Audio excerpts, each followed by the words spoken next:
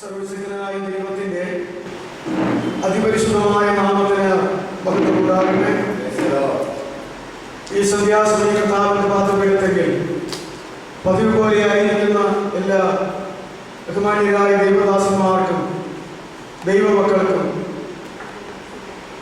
യേശുക്രിസ്തുവിന്റെ നാമത്തിലെ സ്നേഹവന്ദനം പറയുന്നു. തുടർച്ചയായി നാം ചിന്തിച്ചുകൊണ്ടിരുന്നതായ വിഷയം കഴിഞ്ഞ ക്ലാസ്സോടുകൂടെ അവസാനിപ്പിച്ചു. മറ്റ് ഒരു വിഷയം തുടർച്ചയായി എടുക്കേണ്ടതുണ്ടെങ്കിൽ നിങ്ങൾക്ക് താല്പര്യമുള്ള വിഷയത്തിന് സംബന്ധിച്ചുകൊണ്ട് ഞാനത് നിങ്ങളുടെ ഇഷ്ടത്തിന് വിട്ടു തന്നു. ഒരിടവേള എന്നുള്ള നിലയിൽ ഈ രാത്രിയിൽ മറ്റൊരു ചെറിയ വിഷയം, ഒരൊറ്റ വിഷയം ചിന്തിച്ച് അവസാനിപ്പിക്കാമെന്ന് ആഗ്രഹിക്കുന്നു. അതും നിങ്ങൾക്കൊരു പുതിയ വിഷയമാകുന്നു എന്ന് ഞാൻ കരുതുന്നില്ല. അറിവുള്ള ഒരു വിഷയം തന്നെയാണ്.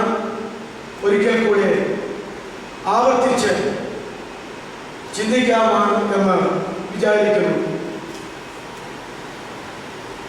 അപ്പോസ്തലനായ പൗലോസ് എഴുതിയ രണ്ടാം ലേഖനം അതിന്റെ 2-ാം അധ്യായത്തിന്റെ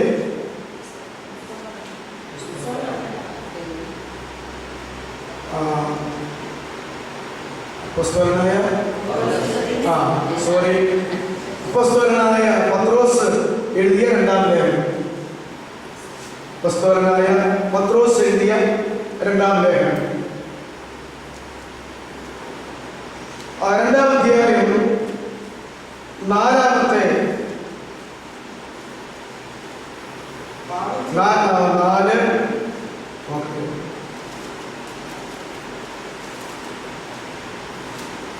4 മുതൽ 7 വരെയുള്ളതായ വേദവാക്യങ്ങൾ, 4, 5, 6, 7 4 വാക്യങ്ങൾ അതിങ്ങനെ നിർത്തില്ലാതെ പറഞ്ഞു പോന്ന്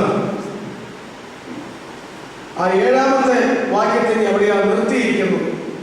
നമുക്കതെല്ലാം വായിക്കേണ്ടത് ആവശ്യമുണ്ട്. ഒരാൾ വായിച്ചാൽ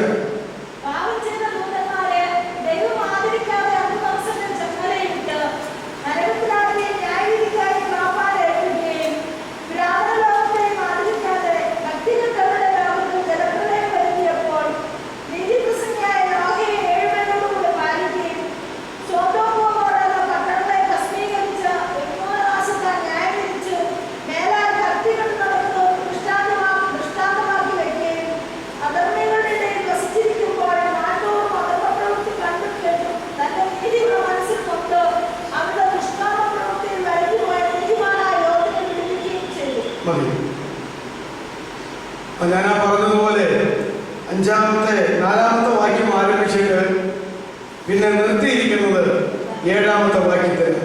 എങ്കിലും 4 വാക്യങ്ങളാണ് നമ്പർ കൊടുത്തിരിക്കുന്നത്. പാപം ചെയ്ത ദൂതന്മാരെ ദൈവം ആദരിക്കാതെ അന്ധതമസിന്റെ ചങ്ങലയിട്ട് നരകത്തിലാക്കി ന്യായവിധിക്കായി കാപ്പാൻ ഏൽപ്പിക്കുകയും പുതിയ നിയമ തിരുവെഴുത്തിൽ ദൈവം ആദരിക്കാതിരുന്ന ചില വ്യക്തികളെ, ചില സമൂഹങ്ങളെ കുറിച്ചാണ് ഈ വാക്യത്തില് അപ്പോസ്തലനായ പത്രോസ് രേഖപ്പെടുത്തിയിരിക്കുന്നത്. അതില് 1-ാമത്തെ കൂട്ടര് പാപം ചെയ്ത ദൂതന്മാരാണ്. പാപം ചെയ്ത ദൂതന്മാരെ ദൈവം ആദരിക്കാതെ അന്ധതമസിന്റെ ചങ്ങലയിട്ട് നരകത്തിലാക്കി ന്യായവിധിക്കായി കാപ്പാൻ, ഇനി അവിടെ നമുക്കൊന്ന് നിർത്താം, കാപ്പാൻ ഏൽപ്പിച്ചിരിക്കുന്നു. ആ ഒരു വിഷയം അവിടെ നിർത്താം. 2-ാമത്തത് പുരാതന ലോകത്തെയും ദൈവം ആദരിക്കാതെയിരുന്നു. 2-ാമത്തെ വിഷയം പുരാതന ലോകത്തെയും ദൈവം ആദരിക്കാതിരുന്നു. 3-ാമത്തെ വിഷയം ഭക്തികെട്ട വരുത്തിയപ്പോൾ നീതിപ്രസംഗിയായ നോഹയെ 7 പേരോട് കൂടെ പാലിക്കുകയും, അപ്പോ ഭക്തി കെട്ടവരുടെ ലോകത്തിൽ ദൈവം ജലപ്രളയം വരുത്തിയപ്പോൾ നീതിപ്രസംഗിയായ നോഹയെ 7 പേരോട് കൂടെ പാലിച്ചു. അപ്പൊ ഇതിന്റെ അർത്ഥം ആ ഭക്തി കെട്ടവരുടെ ലോകത്തെ മുഴുവൻ ആദരിച്ചില്ല. ഒരൊറ്റ കുടുംബത്തെ, നോഹയുടെ കുടുംബത്തെ മാത്രം ആദരിച്ചു, മറ്റവരെ ആദരിച്ചില്ല. തുടർന്ന് നമ്മൾ ചിന്തിക്കുന്ന അടുത്ത ഒരു വാക്യം, സോദോം ഗൊമോറ എന്ന പട്ടണങ്ങളെ ഭസ്മീകരിച്ച് ഉന്മൂലനാശത്തിൽ ന്യായം വിധിച്ച് മേലെ ഭക്തി കെട്ട് നടക്കുന്നവർക്ക് ദൃഷ്ടാന്തമാക്കി വെച്ചു. സോദോം ഗൊമോറ എന്ന പട്ടണങ്ങളെ ഭസ്മീകരിച്ച് ഉന്മൂലനാശത്തിൽ ന്യായം വിധിച്ച് മേലാൽ ഭക്തി കെട്ട് നടക്കുന്നവർക്ക് ദൃഷ്ടാന്തമാക്കി വെച്ചു. അർത്ഥാൽ സോദോം ഗൊമോറ എന്ന ദിനത്തെ പാപത്തിന്റെ ഫലമായി ദൈവം ആദരിക്കാതെ നശിപ്പിച്ചു എന്ന അർത്ഥം. പിന്നത്തെ വിഷയം അതിനോട് ചേർന്ന് അവിടെ ആരെ രക്ഷിച്ചെന്നുള്ളതാണ്. അധർമ്മികളുടെ ഇടയിൽ വസിച്ചിരിക്കുമ്പോൾ സോദോം ഗൊമോറയിൽ അധർമ്മികളുടെ ഇടയിൽ വസിച്ചിരിക്കുമ്പോൾ നാൾതോറും അധർമ്മ പ്രവൃത്തി കണ്ടും കേട്ടും തന്റെ നീതിയുള്ള മനസ്സിൽ നൊന്ന് അവരുടെ നിഷ്കാമ പ്രവൃത്തിയാൽ വലഞ്ഞുപോയ നീതിമാനായ ലോത്തിനെ വിടുവിക്കുകയും ചെയ്തു. ലോത്തിനെ കുറിച്ച് നമ്മുടെ കാഴ്ചപ്പാടല്ല ഇവിടെ പറഞ്ഞിരിക്കുന്നത്. അപ്പോ ഇത്രത്തോളം കാര്യങ്ങളാണ് അവിടെ രേഖപ്പെടുത്തിയിരിക്കുന്നത്. ഒന്നാമത്തെ വിഷയം, പാപം ചെയ്ത ദൂതന്മാരെ ദൈവം ആദരിക്കാതെ അന്ധതമസിനെ ചങ്ങലയിട്ട് നരകത്തിൽ ന്യായവിധിക്കായി കാപ്പാൻ ഏൽപ്പിച്ചിരിക്കുന്നു. ഉൽപ്പത്തി 1:1 വായിക്കുമ്പോൾ, വേദപുസ്തകം തുടങ്ങുമ്പോൾ നാം ഇപ്രകാരം കാണുന്നു: ആദിയിൽ ദൈവം ആകാശവും ഭൂമിയും സൃഷ്ടിച്ചു. ഞാൻ ഇതിനു മുമ്പ് പറഞ്ഞിട്ടുണ്ട്, സൃഷ്ടിയുടെ ആദിയിൽ എന്നാണ് അതിന്റെ അർത്ഥം. ആദി എന്ന് പറഞ്ഞാൽ എന്താണ്? ആദി എന്ന് പറഞ്ഞാൽ ഏതെങ്കിലും ഒരു വിഷയത്തിന്റെ ആരംഭത്തിൽ എന്നാണ് അർത്ഥം. ഉൽപ്പത്തി പുസ്തകത്തിൽ പറയുന്ന ഈ ആദി സൃഷ്ടികളുടെ ആരംഭത്തിൽ, സൃഷ്ടികളുടെ ആദിയിൽ എന്നുള്ള അർത്ഥമാണ്. അപ്പൊ ഉടയതമ്പുരാൻ സൃഷ്ടി തുടങ്ങിയപ്പോൾ ആദിയിൽ, ആരംഭത്തിൽ, സൃഷ്ടിയുടെ ആദിയിൽ ദൈവം എന്ത് ചെയ്തു?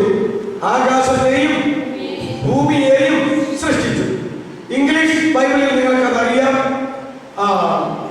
ആദിയിൽ ദൈവം സ്വർഗത്തെയും ഭൂമിയെയും സൃഷ്ടിച്ചു എന്നാണ്.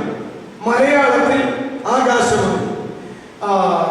സ്വർഗം എന്നുള്ളതിന് ഇംഗ്ലീഷിൽ ഹെവൻ എന്ന് പറയുമ്പോൾ, ആകാശം എന്നുള്ളതിന് ഇംഗ്ലീഷിൽ സ്കൈ എന്ന് പറയും. അപ്പോ ഇംഗ്ലീഷിൽ തന്നെ അതിന്റെ വൈരുദ്ധ്യം അറിയാം, മലയാളത്തിൽ കൂടുതൽ അറിയാം. സ്വർഗം, ആകാശം. അതുകൊണ്ട് ഇനി പഴയ നിയമത്തിന്റെ മൂലഭാഷയായ എബ്രായയിൽ അത് വായിച്ചു തുടങ്ങുമ്പോൾ, ആദിയിൽ ദൈവം സ്വർഗം എന്ന ഏകവചനത്തിലല്ല, സ്വർഗങ്ങളും ഭൂമിയും സൃഷ്ടിച്ചു എന്നാണ്. അപ്പോ ഉടയതമ്പുരാൻ ആദ്യമായി സൃഷ്ടിയുടെ ആരംഭത്തിൽ, ആദിയിൽ സൃഷ്ടിച്ചത് സ്വർഗങ്ങളെ സൃഷ്ടിച്ചതിന് ശേഷം ആ സ്വർഗങ്ങളിൽ സ്വർഗീയ വാസികളെ, സ്വർഗത്തിൽ ജീവിക്കാൻ ആവശ്യമായിട്ടുള്ള കൂട്ടരെ സൃഷ്ടിച്ചു എന്നർത്ഥം. അതിനുശേഷം ഭൂമിയെ സൃഷ്ടിച്ചു. ഭൂമിയെ സൃഷ്ടിച്ചു കഴിഞ്ഞപ്പോൾ ഭൂമിയിലും ജീവിക്കാൻ ആവശ്യമായിട്ടുള്ള ആളുകളെ സൃഷ്ടിച്ചു എന്നർത്ഥം.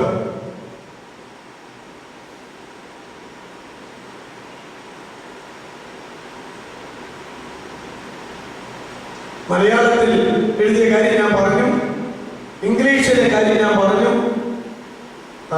മൂലഭാഷയായ എബ്രാഹിയിലെ കാര്യം ഞാൻ പറഞ്ഞു. പിന്നെ ഞങ്ങൾ മതപരമായി പഠിച്ച ഒരു ഭാഷയുണ്ട്, സുറിയാനി. ആലോകോ, ബ്രീസിസോ, സ്മായോ, വരോ. ദൈവം ആദിയിൽ ആകാശവും ഭൂമിയും സൃഷ്ടിച്ചു. എന്നാണ്. സ്മായോ ആകാശം. സ്വർഗം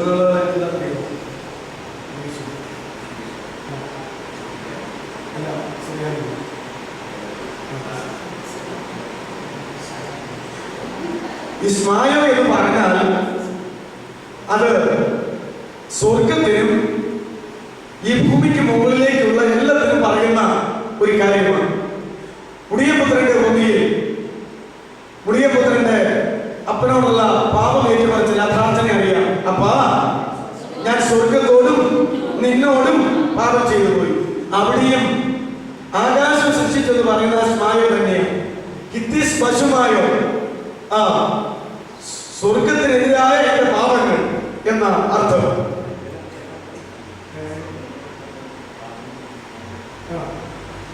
ഇനി കർത്തൃ പ്രാർത്ഥന നമുക്കറിയാം. മലയാളത്തിൽ ആകാശങ്ങളിൽ ഇരിക്കുന്ന ഞങ്ങളുടെ ബാവ എന്ന് പറയുന്നു. വേദപുസ്തകത്തിൽ സ്വർഗസ്ഥനായ ഞങ്ങളുടെ പിതാവേ. അപ്പോ അതാണ് ശരിയായിട്ടുള്ളത്, സ്വർഗസ്ഥനായ ഞങ്ങളുടെ പിതാവേ. സ്വർഗങ്ങളിൽ ഇരിക്കുന്ന ഞങ്ങളുടെ പിതാവേ എന്ന്.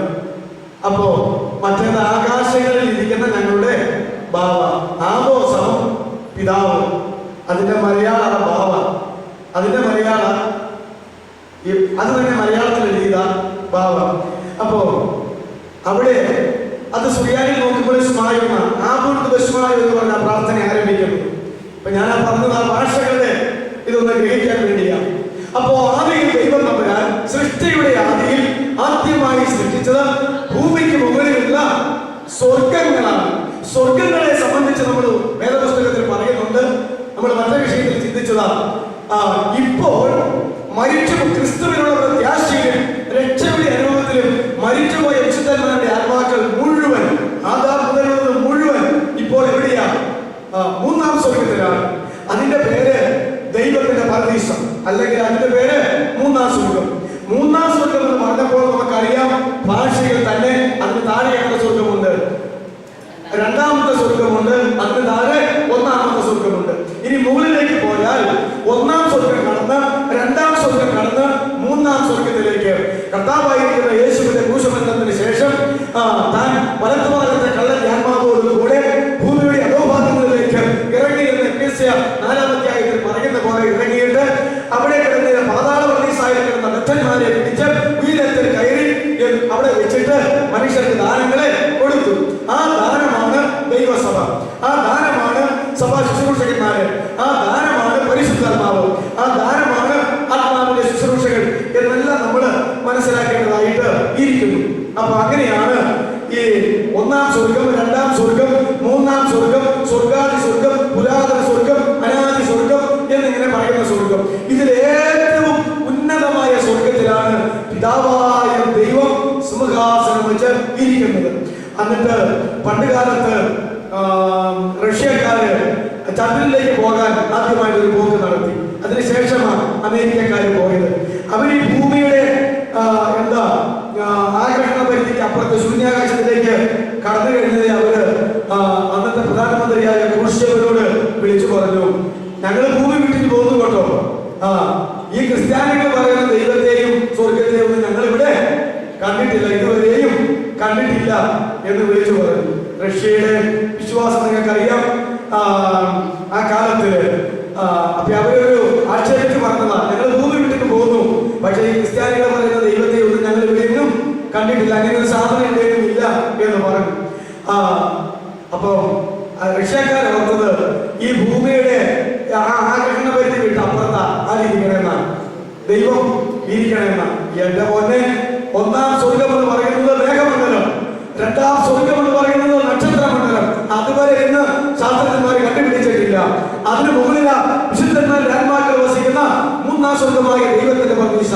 അതിന് അപ്പുറത്ത സ്വർഗാദി സ്വർഗം, അനാദി സ്വർഗം, പുരാതന സ്വർഗം. അതുകൊണ്ട് അവിടെ ഏറ്റവും ഉന്നതത്തില പിതാവായ ദൈവം സിംഹാസനം വെച്ചിരിക്കുന്നത്. ആ പിതാവായ ദൈവം സിംഹാസനം വെച്ചിരിക്കുന്ന സ്വർഗത്തിലേക്ക് പിതാവായ ദൈവത്തിന്റെ വലത്തുഭാഗത്തേക്ക് നമ്മുടെ കർത്താവ് ഉയർത്തെഴുന്നേറ്റതിനു ശേഷം 40-ാം ദിവസം ഒലിവുമലയുടെ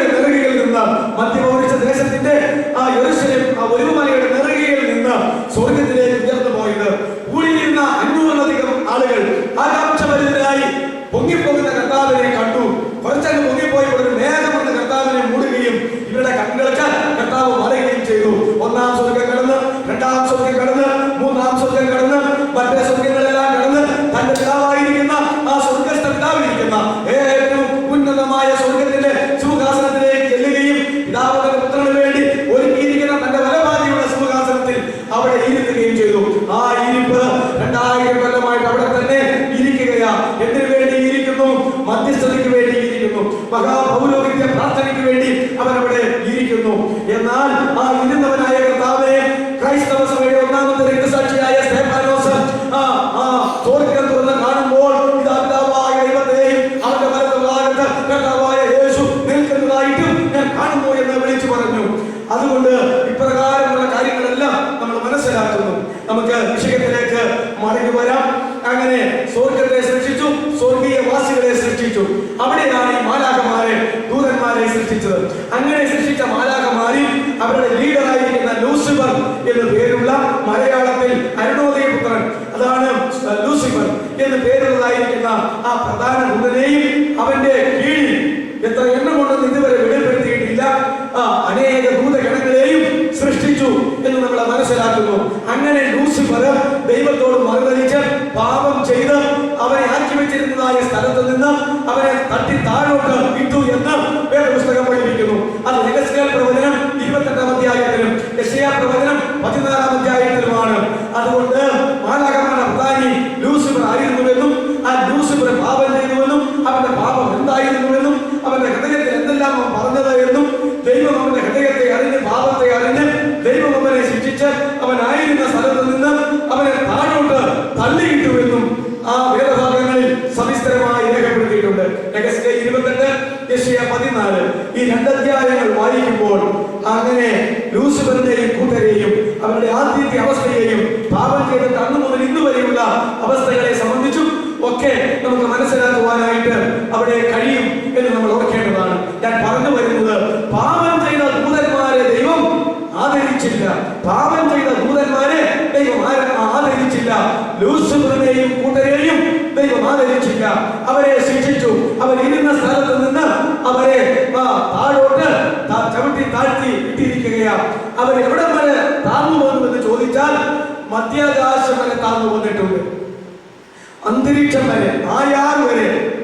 അതുകൊണ്ട് അന്തരീക്ഷം, ആയാർ എന്ന് പറഞ്ഞാൽ അന്തരീക്ഷമാണ്. അന്തരീക്ഷം എന്ന് പറഞ്ഞാൽ അതിന് ഇംഗ്ലീഷ് വാക്കാണ് അറ്റ്മോസ്ഫിയർ. എന്നാൽ സുറിയാനിൽ ആയാർ എന്നാണ്. അതുകൊണ്ട് ശവസംസ്കാരത്തിന്റെ സമയത്ത് ഈ പട്ടക്കാർ ഇങ്ങനെ പറയുന്നത്, കർത്താവേ, ആയാരം പതിയിരിക്കുന്ന ദുഷ്ടാത്മകരുടെ സേനയിൽ നിന്ന് ഇപ്പോൾ മരിച്ചുപോയ ദാസനോ ദാസിയോ വഴുതി രക്ഷപ്പെടുവാനായി ഞങ്ങൾ നിന്റെ നാമത്തിൽ ഈ തൈലം ഇതിന്റെ മൃതശരീരത്തിൽ ഒഴിക്കുന്നു എന്ന് പറഞ്ഞുകൊണ്ട് തൈലം ഒഴിക്കുകയും സുഗന്ധവർഗ്ഗങ്ങൾ ഇടുകയും ചെയ്യുന്നത് അങ്ങനെയാണ്. അതിലിപ്പോ തൈലം ഒഴിക്കുന്നവർക്ക് നിന്ന് പോയി അവസാനിച്ചത് കുതിരിക്കമായി ശുശ്രൂഷ അങ്ങനെ അവസാനിപ്പിക്കുന്നു. അപ്പൊ എന്തായി പറഞ്ഞു വന്നത്, അന്ധകാര ശക്തികൾ പോലെ എവിടെയാണ് ആയാർ എന്ന് പറഞ്ഞാൽ അതിന്റെ മലയാളത്തിലുള്ള അർത്ഥമാണ് അന്തരീക്ഷം. അത് സുറിയാനി വാക്ക, ഇംഗ്ലീഷിൽ അറ്റ്മോസ്ഫിയർ. ഈ പറയുന്ന ഒരു അന്തരീക്ഷമല്ല, പിന്നെയോ അത് മധ്യാകാശമാണ് എന്ന് നമ്മൾ മനസ്സിലാക്കേണ്ടതാണ്. ആകാശത്തിന് ഭൂമിക്കും മധ്യമുള്ള ഒരു സ്ഥലം, അവിടെയാണ് ഇപ്പോൾ അവര് ആയിരിക്കുന്നത്. അപ്പോ സ്വർഗത്തിൽ പിതാവായ ദൈവത്തിന്റെ സിംഹാസനത്തിന്റെ അടുക്കൽ നിന്നുകൊണ്ട് അടുക്കൽ ആയിരുന്നു ഇവരാണ്. എന്താ അവരുടെ ജോലി? അവർ ചിറക് വിടർത്ത് മറയ്ക്കുന്ന ദൈവ സിംഹാസനത്തെ മറയ്ക്കുന്ന കെരൂബായിരുന്നു. ആവശ്യം വരുമ്പോൾ ലൂസിഫർ തന്റെ ചിറക് വിടർത്ത് അങ്ങോട്ട് ദൈവത്തിന്റെ സിംഹാസനത്തെ മറച്ചു പിടിക്കുമായിരുന്നു. മറ്റൊരാവശ്യം വരുമ്പോൾ ആ ചിറക് അതുപോലെ ഒതുക്കുമായിരുന്നു. അപ്പോ ദൈവത്തിന്റെ അടുത്തിരുന്ന തേജസ് കൊണ്ട് നിറഞ്ഞിരുന്ന സൗന്ദര്യ സമ്പൂർണനായ ആ കാര്യങ്ങളെല്ലാം അധ്യായങ്ങൾ വിശദീകരിച്ചിട്ടുണ്ട്. അവനാണ് ഈ ലൂസിഫർ എന്ന് പറയുന്നത്. അവനെ ചവിട്ടി താഴേക്ക് വിട്ടപ്പോൾ, പാപം ചെയ്ത് കഴിഞ്ഞപ്പോൾ പിന്നെ അവന്റെ പേരെന്തായി? സാത്താനായി, പിശാചനായി, മഹാസർപ്പനായി, ഇങ്ങനെ പല പേരിൽ അവൻ അറിയപ്പെടുന്നു. അതുകൊണ്ട് നമ്മൾ മനസ്സിലാക്കേണ്ടത്, പാപം ചെയ്ത ലൂസിഫറിനെയും കൂട്ടരെയും ദൈവം ആദരിച്ചോ? ആദരിച്ചില്ല. ആദരിക്കാതെ അവരുടെ വാസസ്ഥലത്ത് നിന്ന് ശിക്ഷയായി അവരെ ചവിട്ടി താഴ്ത്തി വിട്ടു എന്ന് നമ്മൾ മനസ്സിലാക്കേണ്ടതാണ്. എന്നാൽ ഇവനോട് കൂടെ എത്രമാത്രം ദൂതന്മാർ പോന്നു എന്ന് വെളിപ്പാട് പുസ്തകം 12-ാം അധ്യായം വായിക്കുമ്പോൾ നമുക്ക് മനസ്സിലാക്കാൻ സാധിക്കും. മഹാസർപ്പം അത് തന്റെ വാലുകൊണ്ട് സ്വർഗത്തിലെ സൈന്യത്തിൽ 1/3 ചുറ്റിപ്പിടിക്കുകയും ആ 1/3 സൈന്യത്തെയും കൊണ്ട് അവർ താഴോട്ട് പോരുകയും ചെയ്തു എന്നിവിടെ മനസ്സിലാക്കാം. ആകപ്പാടെ എന്തുമാത്രം ദൂതഗണങ്ങൾ സ്വർഗത്തിൽ മാലാഖമാരായിട്ടുണ്ടായിരുന്നുവോ, അവരുടെ ലീഡറായിരിക്കുന്ന ലൂസിഫർ പാപം ചെയ്തപ്പോൾ അവന്റെ സ്വാധീന വലയത്താൽ അവനോട് കൂടെ നിന്നിരുന്ന ആകെയുള്ളതിൽ 1/3 സ്വർഗീയ ദൂതന്മാർ ലൂസിഫറിനോടുകൂടെ പാപം ചെയ്ത് ഇവനോടുകൂടെ പോന്നിട്ടുണ്ട് എന്ന് വെളിപ്പാട് പുസ്തകം 12-ാം അധ്യായം അതിന്റെ ആദ്യത്തെ അധ്യായത്തിൽ രേഖപ്പെടുത്തിയിട്ടുണ്ട്. ഞാൻ പറഞ്ഞു വരുന്നത്, പിന്നെ നമ്മൾ കാണുന്നത് ഈ ഇന്ന് ബന്ധിക്കപ്പെട്ടിരിക്കുന്ന ഒരു പിടി ദൂതന്മാരെയാണ്, അഴിച്ചുവിടാത്ത ദൂതന്മാരെയാണ്. ഇന്ന് സ്വതന്ത്രമായി പ്രവർത്തിക്കാൻ അനുവദിച്ചിട്ട് മധ്യാകാശത്ത് കുടിയിരുന്നുകൊണ്ട് അതെ ദൈവസന്നിധി വരെ കടന്നു ചെല്ലുകയും താഴോട്ട് ഭൂമിയിലേക്ക് വന്ന് മനുഷ്യരെ പരീക്ഷിച്ചുകൊണ്ട് കഷ്ടപ്പെടുത്തിക്കൊണ്ട് പ്രവർത്തിക്കുകയും ചെയ്യുന്ന സാത്താനും സൈന്യവും എന്ന് നമ്മൾ പറയുന്നു. ആ സാത്താനും സൈന്യവും എന്ന് പറഞ്ഞാൽ അതിനെ നാലായിട്ട് സാത്താന്റെ ഡിപ്പാർട്ട്മെന്റുകളെ നാലായിട്ട് തിരിച്ചിട്ടുണ്ട്. അത് എഫേസ്യ ലേഖനം 6-ാം അധ്യായത്തിന്റെ ആ ഖണ്ഡികയിലാണല്ലോ നമുക്ക് പോരാട്ടമുള്ളത്. ജഡരക്തങ്ങളോടല്ല, പിന്നെയോ വാഴ്ചകളോടും അധികാരങ്ങളോടും അന്ധകാരത്തിന്റെ ലോകാധിപതികളോടും സ്വർലോകത്തിലെ ദുഷ്ടാത്മ സേനകളോടുമാകുന്നു. അതാണ് സാത്താനും സൈന്യവും എന്ന് പറഞ്ഞിട്ട് മനുഷ്യർക്ക് പോരാട്ടമുള്ള 4 ഡിപ്പാർട്ട്മെന്റ് എന്നറിയേണ്ടതാണ്. സാത്താനും സൈന്യം എന്ന് പറഞ്ഞാൽ ഈ 4 ഡിപ്പാർട്ട്മെന്റ് ആണ് മനുഷ്യരെ വിഷമിപ്പിച്ചുകൊണ്ടിരിക്കുന്നത്. അവരോടാണ് നമുക്ക് പോരാട്ടമുള്ളത്. അല്ലാതെ ഈ ലോകത്തിൽ നമുക്കൊരു ശത്രുവില്ല. ഇവിടെയുള്ള മനുഷ്യരോട് നമ്മൾ പോരാടിയിട്ട് യാതൊരു കാര്യങ്ങളുമില്ല. നമ്മൾ നോക്കുമ്പോൾ സ്വന്തക്കാരാകട്ടെ, ബന്ധുമിത്രാദികളാകട്ടെ, അല്ലാത്തവരാകട്ടെ, ശത്രുക്കളായി ഇരിക്കുമ്പോൾ അവർ നമ്മുടെ ശത്രുവാണെന്ന് പറഞ്ഞ് അവരോട് നമ്മൾ പോരാടിക്കൊണ്ടിരിക്കുന്നു. ദൈവം പറയുന്നു അവരല്ല, അവരിൽ പ്രവർത്തിച്ച അന്ധകാര ശക്തികളാണ് നമുക്ക് പോരാട്ടമുള്ളത്. അവരിൽ പ്രവർത്തിച്ച അന്ധകാര ശക്തികളുടെ സ്വഭാവമാണ് അവർ കാണിച്ചുകൊണ്ടിരിക്കുന്നത്. അവരതിന് വഴിപ്പെട്ടു പോയത് മാത്രമേ ഉള്ളൂ. ഇവരോട് എതിർത്തുകൊണ്ടിരുന്നിട്ട് യാതൊരു വിരോധവുമില്ല. പോലീസ് കേസ് കൊടുത്താലും കോടതി കേസ് കൊടുത്താലും ചില താൽക്കാലിക ശിക്ഷ രാജ്യത്തിന്റെ നിയമം വഴി അവർ ഏൽക്കുമെന്നുള്ളതല്ലാതെ ശിക്ഷ ഏൽക്കുന്നതോറും നമ്മോടുള്ള വാശിയും വൈരാഗ്യവും വർദ്ധിച്ചുകൊണ്ടിരിക്കുന്നു. അതുകൊണ്ട് പോരാടേണ്ടത് അവരിൽ നമുക്കെതിരായി പ്രവർത്തിക്കാൻ ഇടയാക്കിയ ഈ അന്ധകാര ശക്തികൾ, വാഴ്ചകൾ, അധികാരങ്ങൾ, അന്ധകാരത്തിന്റെ ലോകാധിപതികൾ, സ്വർലോകത്തിലെ ദുഷ്ടാത്മ സേനകൾ, ഇവരോടാണ് നാം പോരാടി ജയിക്കേണ്ടത്. അപ്പോൾ അവരുടെ ശക്തി ഇവരെ വിടുമ്പോൾ ഇവർ ദൈവഭാഗത്ത് വരികയും പിന്നെ ആ വിഷയം അങ്ങനെ പര്യവസാനിപ്പിക്കുകയും ചെയ്യും. ഈ ശക്തികളോട് പോരാടേണ്ടത് എങ്ങനെയാണ് നമ്മൾ രേഖപ്പെടുത്തിയിട്ടുണ്ട്. അത് ദൈവത്തിന്റെ സർവായുധവർഗം ധരിക്കണം. രക്ഷ എന്ന ശിരസ്ത്രം തലയിൽ വയ്ക്കണം. നീതി എന്ന കവചം മാറത്ത് അണിയണം, അല്ലേ? അണിയണം. സത്യം എന്ന അരക്കെട്ട് അരക്കെ കെട്ടണം, അല്ലേ? സമാധാന സുവിശേഷമാകുന്ന ഒരുക്കം കാലിന് ചെരുപ്പാക്കണം. ഒരു കൈയിൽ വിശ്വാസം എന്ന പരിചയം എടുക്കണം, ഇടത് കൈയിൽ, മറു കൈയിൽ ദൈവവചനം എന്ന ആത്മാവിന്റെ വാൾ പിടിക്കണം. എന്നിട്ട് സദാസമയവും ആത്മാവിൽ പ്രാർത്ഥിച്ചും അതിനായി ജാഗരിച്ചും കൊണ്ടിരിക്കണം. ഇത്രത്തോളം കാര്യങ്ങൾ സജ്ജമാക്കിയാൽ അന്ധകാര ശക്തിയോട് പോരാടുവാൻ തക്കവണ്ണം ദൈവമക്കൾ ഒരു പടയാളിയായി മാറുന്നതാണ്. അതുകൊണ്ടാണ് തീമോഥെയോസിനോട് പൗലോസ് പറഞ്ഞത്, തീമോഥെയോസേ, യേശുക്രിസ്തുവിന്റെ നല്ല പടനായി നീ എന്നോടുകൂടെ കഷ്ടം സഹിക്കുക. രാജ്യത്ത് യുദ്ധം ചെയ്യാൻ പോകുന്ന കാര്യമല്ല, ഈ അന്ധകാര ശക്തിയോട് യുദ്ധം ചെയ്യുവാൻ ഇവിടെ കുറെ കഷ്ടതകൾ സഹിക്കേണ്ടതായിട്ട് വരും. അതിൽ നീ എന്നോടും കൂടെ യേശുവിന്റെ നല്ല പടനായി എന്നോടും കൂടെ കഷ്ടം സഹിച്ച് ഈ അന്ധകാര ശക്തിയോട് പോരാടി ദൈവസഭയിൽ ദൗത്യ നിർവഹണം ചെയ്യുക എന്നത്രേ പറഞ്ഞിരിക്കുന്നത്. അപ്പോ അതുകൊണ്ട് ഇവരാണ് നമ്മളോട് പോരാട്ടമുള്ളതായിരിക്കുന്ന ശക്തികൾ. ഇതിനെതിരെയാണ് പ്രാർത്ഥന, ഉപവാസം എല്ലാം വരുന്നത്. എന്നാൽ വെളിപ്പാട് പുസ്തകം 9-ാം അധ്യായം വായിക്കുമ്പോൾ 9-ാം അധ്യായം തന്നെ ഇന്ന് അഴിച്ചുവിടാതെ ബന്ധിക്കപ്പെട്ടിരിക്കുന്ന അതിശക്തിമാന്മാരായ സാത്താന്യ ഗണങ്ങളെ കുറിച്ചാണ് രേഖപ്പെടുത്തിയിരിക്കുന്നത്. അവരെ ആദ്യം മുതൽ ആ പാപം ചെയ്ത അന്ന് മുതൽ അവരെ ബന്ധിച്ചിരിക്കുകയാണ്. വെളിപ്പാട് പുസ്തകം 9-ാം അധ്യായം വായിക്കുമ്പോൾ അറിയാം, അഗാധകൂപം തുറന്നിട്ട് പുറത്തേക്ക് അഴിച്ചുവിടുന്ന സാത്താന്യ സൈന്യത്തെ കുറിച്ച്, സമൂഹത്തെ കുറിച്ച് അവിടെ രേഖപ്പെടുത്തിയിട്ടുണ്ട്. അധോലോക ജീവി എന്ന് അതിന് പേര് കൊടുത്തിട്ടുണ്ട്. പാസ്റ്റർ പോൾ ഗോപാലകൃഷ്ണൻ എന്ന് പറയുന്ന ഒരു ദൈവദാസൻ ഒരു വലിയ പുസ്തകം എഴുതിയിട്ടുണ്ട് ഇതിനെ കുറിച്ച്. പേര് വരുന്നു അധോലോക ജീവി എന്നാണ്. ഈ അധോലോക ജീവികളെ, ഈ ബന്ധിക്കപ്പെട്ടിരിക്കുന്ന സാത്താന്യ സൈന്യങ്ങളെ ദൈവം അഴിച്ചുവിടും. എപ്പോഴാണ് അഴിച്ചുവിടുന്നത്? ദൈവസഭ, രക്ഷിക്കപ്പെട്ട ദൈവമക്കളെ ഇവിടെ നിന്ന് കർത്താവിന്റെ മധ്യാകാശ വരവെങ്കിൽ പരിശുദ്ധാത്മാവ് മധ്യാകാശത്തിലേക്ക് എടുത്ത് മാറ്റിയതിനു ശേഷം മാനസാന്തരപ്പെടാത്ത മാനവജാതിയെ മുഴുവൻ 6 മാസക്കാലം ഉപദ്രവിക്കുവാൻ വേണ്ടി അഴിച്ചുവിടുന്ന പൈശാചിക ഗണങ്ങളെത്രേ അഗാധകൂപം തുറന്ന് അഴിച്ചുവിടുന്ന അധോലോക ജീവികൾ. അത് എങ്ങനെ ഇരിക്കുന്നുവെന്നും അവരെങ്ങനെ മനുഷ്യരെ പീഡിപ്പിക്കുന്നു എന്നും വളരെ വ്യക്തമായി ആ 1-ാമത്തെ ഖണ്ഡികയിൽ രേഖപ്പെടുത്തിയിട്ടുണ്ട്. അതുകൊണ്ട് ഞാൻ വിശദീകരിക്കുന്നില്ല. വീട്ടിൽ ചെന്ന് വെളിപ്പാട് 9-ാം അധ്യായം വായിക്കുക. അതിന്റെ 2-ാമത്തെ ഖണ്ഡികയിൽ വേറെ ഒരു കൂട്ടം ആളുകളെ അഴിച്ചുവിടുന്നു. അവിടെ ഇപ്രകാരം എഴുതിയിരിക്കുന്നത്, അനന്തരം ഒരു ദൂതനോട് ദൈവം കൽപ്പിച്ചു, യൂഫ്രട്ടീസ് നദീതീരത്ത് ബന്ധിച്ചിരിക്കുന്ന 4 ദൂതന്മാരെയും അഴിച്ചുവിടുക എന്ന് പറഞ്ഞു. യൂഫ്രട്ടീസ് നദീതീരത്ത് ബന്ധിച്ചിരിക്കുന്ന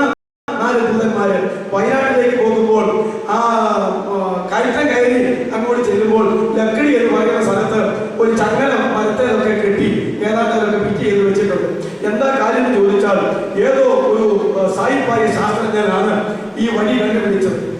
അടിവാരല്ലോ അല്ലേ, അടിവാരത്തിൽ നിന്ന് ലക്കിടിയിലേക്കുള്ള ആ ചുരമല എന്നൊക്കെ പറയുന്ന അതിന്റെ വഴി കണ്ടുപിടിച്ചത് അദ്ദേഹമല്ല, ഒരു ആദിവാസിയായിരുന്നു പോലും.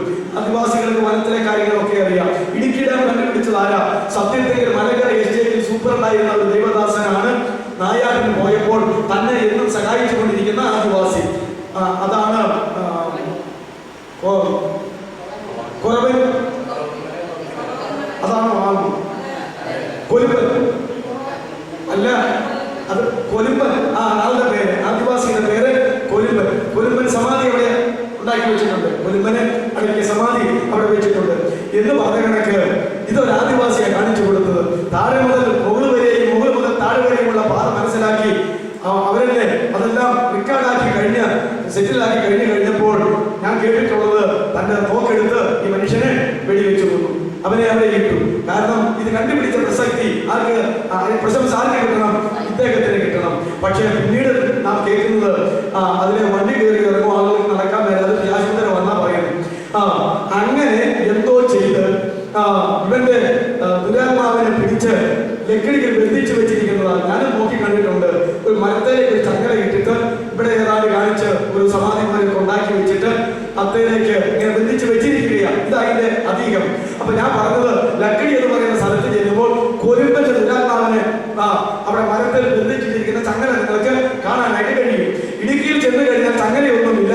കൊലുമ്പനെ ശ്രേഷ്ഠമായ രീതിയിൽ മാനിച്ച് അടക്കിയിരിക്കുന്ന കൊലുമ്പൻ സമാധി അവിടെ കാണാനായിട്ട് കഴിയും എന്ന് പറഞ്ഞ കണക്ക് ഒരു കൂട്ടം ശാസ്ത്രികളെ എവിടെയാ തളച്ചു വെച്ചിരിക്കുന്നത്? യൂഫ്രട്ടീസ് നദിയുടെ തീരത്ത് ബന്ധിച്ചിരിക്കുന്ന 4 ദൂതന്മാരെ അഴിച്ചുവിടുക. ആരവിടെ ചെന്നാലും ഈ ദൂതന്മാരെ ഇപ്പൊ കാണത്തില്ല കേട്ടോ. യൂഫ്രട്ടീസ് ടൈഗ്രീസ് നദിയുടെ ഇടയിലുള്ള സ്ഥലമാ അബ്രഹാം വസിച്ചിരുന്ന കൽദയരുടെ ഊര്. അത് തന്നെയാ ബാബേൽ അല്ലെങ്കിൽ ബാബിലോണിയ. അത് തന്നെയാ നമ്മുടെ ഇറാഖിന്റെ പ്രസിഡന്റായ സദ്ദാം ഹുസൈനെ ഇപ്പൊ കൊന്നുകളഞ്ഞില്ലേ? ഇറാഖ് എന്ന് പറയുന്ന പഴയ അതിന്റെ അല്ല, ബാബേലിന്റെ കൽദയരുടെ ഊരിന്റെ ഇപ്പോഴത്തെ പേരായിരുന്നു ഇറാഖ്. അതിന്റെ പ്രസിഡന്റ് ആയിരുന്നു സദ്ദാം ഹുസൈൻ. അപ്പോ അവിടെ ആ യൂഫ്രട്ടീസ് നദിയുടെ തീരത്ത് ബന്ധിച്ചിരിക്കുന്നു എന്ന് പറഞ്ഞു കഴിഞ്ഞാൽ പുറമേയുള്ള ഇതുപോലെയുള്ള ബന്ധനവും അല്ലെങ്കിൽ ജീവനോടെ ഒരു വിശാചനെ ബന്ധിച്ചു വെച്ചിരിക്കുകയല്ല. യൂഫ്രട്ടീസ് നദിയുടെ അടിഭാഗത്ത് ആ പ്രദേശത്തിന്റെ അഗാധത്തിൽ ആ ദേശത്തിന്റെ അഗാധത്തിൽ ഇറാഖിന്റെ അടിത്തട്ടിൽ ബന്ധിച്ചിരിക്കുന്ന 4 ദൂതന്മാരുണ്ട്. ഈ എതിർ ക്രിസ്തുവിന്റെ ഭരണകാലത്ത് ഞാൻ ഈ പറഞ്ഞ അധോലോകജീവികളെ അടിച്ചുവിടുന്ന അതേ കാലത്ത് തന്നെ രണ്ടാമത് മറ്റൊരു അന്നത്തെ ജനത്തെ അനുഭവിപ്പാൻ തക്കവണ്ണം കർഷകർക്ക് വേണ്ടി രണ്ടാമത് ദൈവം കൽപ്പിക്കുകയാ ദൂതനോട് യൂഫ്രട്ടീസ് നദീതീരത്തെ ബന്ധിച്ചു വെച്ചിരിക്കുന്ന 4 ദൂതന്മാരെയും അടിച്ചുവിടുക എന്ന് പറഞ്ഞു. അഴിച്ചുവിട്ട് കഴിഞ്ഞപ്പോൾ യൂഫ്രട്ടീസ് നദിയുടെ ആ പ്രദേശം ഉരുൾപൊട്ടുന്നത് പോലെ പൊട്ടിത്തെറിക്കുകയും ഗാദത്തിൽ നിന്ന് സാത്താനെ ഉളിപ്പുഴ രംഗപ്രവേശനം ചെയ്യുകയും ചെയ്തു. 4 ലീഡേഴ്സിന്റെ ചുമതലയിൽ 4 ലീഡേഴ്സ് 4 ദൂതന്മാര് അവരുടെ നേതൃത്വത്തിലുള്ള ഒരു വലിയ ഊളിപ്പുഴ കടന്നു വരുന്നു. അതേക്കുറിച്ചും അവിടെ സവിസ്തരമായി എഴുതിയിട്ടുണ്ട്. അതിന്റെ എണ്ണം പോലും അവിടെ പറഞ്ഞിട്ടുണ്ട് ഇല്ലേ? അതിന്റെ എണ്ണം പോലും ആ പ്രദേശത്ത് പറഞ്ഞിട്ടുണ്ട്. ഞാൻ പറഞ്ഞത് ഏറ്റവും ശക്തിമത്തായ 2 കൂട്ടം എണ്ണമില്ലാത്ത സാധാന്യ ഭൂതന്മാരെ ഇവിടെ യൂഫ്രട്ടീസ് നദിയുടെ അടിഭാഗത്തും അതുപോലെ തന്നെ എവിടെയാ അഗാധകൂപത്തിനകത്തും അടച്ചു വെച്ച് മുദ്രയിട്ട് വെച്ചിരിക്കുകയാ. ദൈവം പറയുന്ന സമയത്തല്ലാതെ, ദൈവം പറയുന്ന ദൂതനല്ലാതെ അത് തുറക്കാൻ സാധ്യമല്ല. ഇതിൽ ഒരെണ്ണം ജീവനോടെ പുറത്തു വന്നാൽ, അഗാധകൂപത്തിലെ ഒരെണ്ണം പുറത്തു വന്നാൽ, യൂഫ്രട്ടീസ് നദിയുടെ അടിഭാഗത്ത് കിടക്കുന്ന ഒരാൾ ആത്മാവ് പുറത്തു വന്നാൽ ഈ ലോകത്തിലുള്ള മനുഷ്യരെ മുഴുവൻ നിമിഷക്കാലം കൊണ്ട് തകർത്ത് കളയും. അത്രമാത്രം ശക്തിമത്തായ ദൂതന്മാരാകുന്നു എന്ന് നമ്മൾ മനസ്സിലാക്കേണ്ടതാ. 6 മാസം ദണ്ഡിപ്പിക്കുകയാ. അതിന്റെ വാരല വെച്ചിരിക്കുന്ന വാരിൽ ഒരു കുത്തു കൊടുക്കുകയാണ്, വളരെ കുത്തുന്ന പോലെ 6 മാസത്തേക്ക്. ഇപ്പോഴെ മനസ്സിലായിട്ടുണ്ട്. ചിക്കൻ ഗുനിയ വന്ന് ശക്തിമത്തായി വന്നിട്ടുള്ളവർക്ക് പുളികൊണ്ടുള്ള വെച്ചിട്ട് റിയാക്ഷൻ 6 മാസത്തേക്ക് മരിക്കത്തില്ല, മരണ നിലവിളി, വേദനയാൽ മരണ നിലവിളി. പക്ഷെ ഒരൊറ്റയെണ്ണം മരിക്കത്തില്ല. മരിക്കാൻ ചെയ്യുന്നതല്ല, 6 മാസം ദണ്ഡിപ്പിക്കുവാനാണ്. എന്തുകൊണ്ട് ഈ ദണ്ഡനം ഏറ്റു? ജീവിതത്തിന്റെ നല്ലതായ കാലയളവിൽ യേശുക്രിസ്തുവിന്റെ സുവിശേഷം കേട്ട്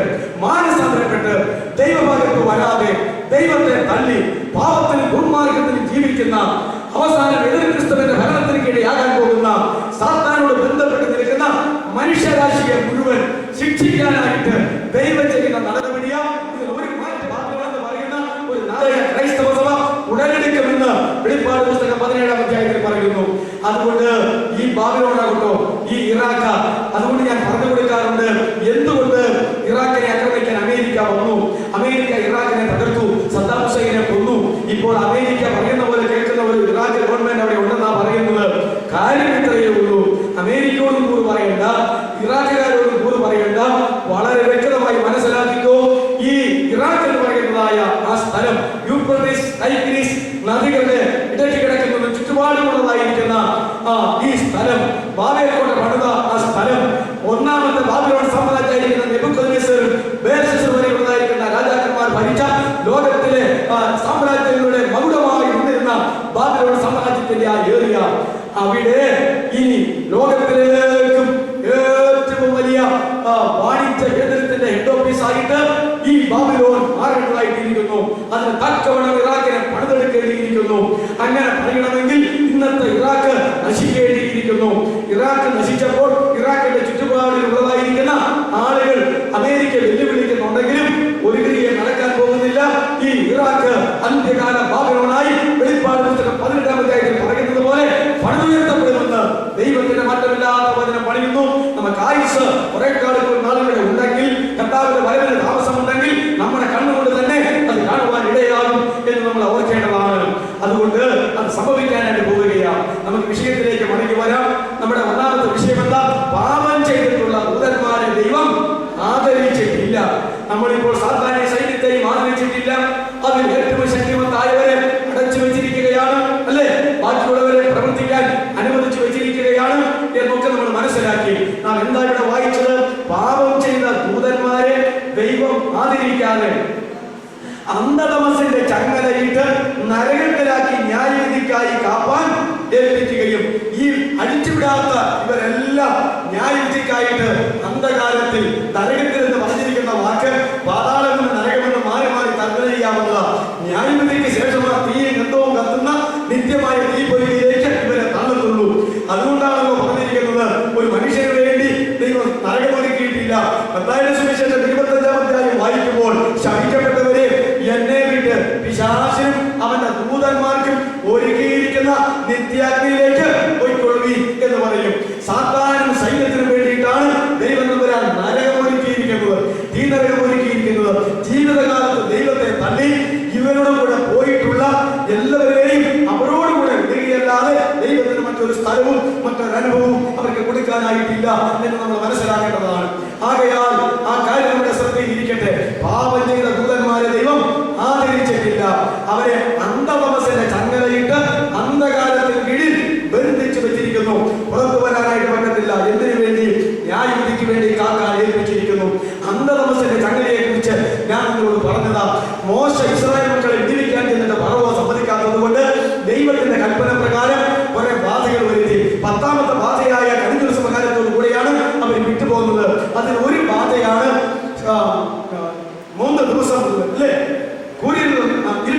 കൂരിരുട്ടുണ്ടായില്ലേ? ഫറവോ മിസ്രൈമിലെ രാജ്യം മുഴുവൻ കൂരിരുട്ടുണ്ടായി.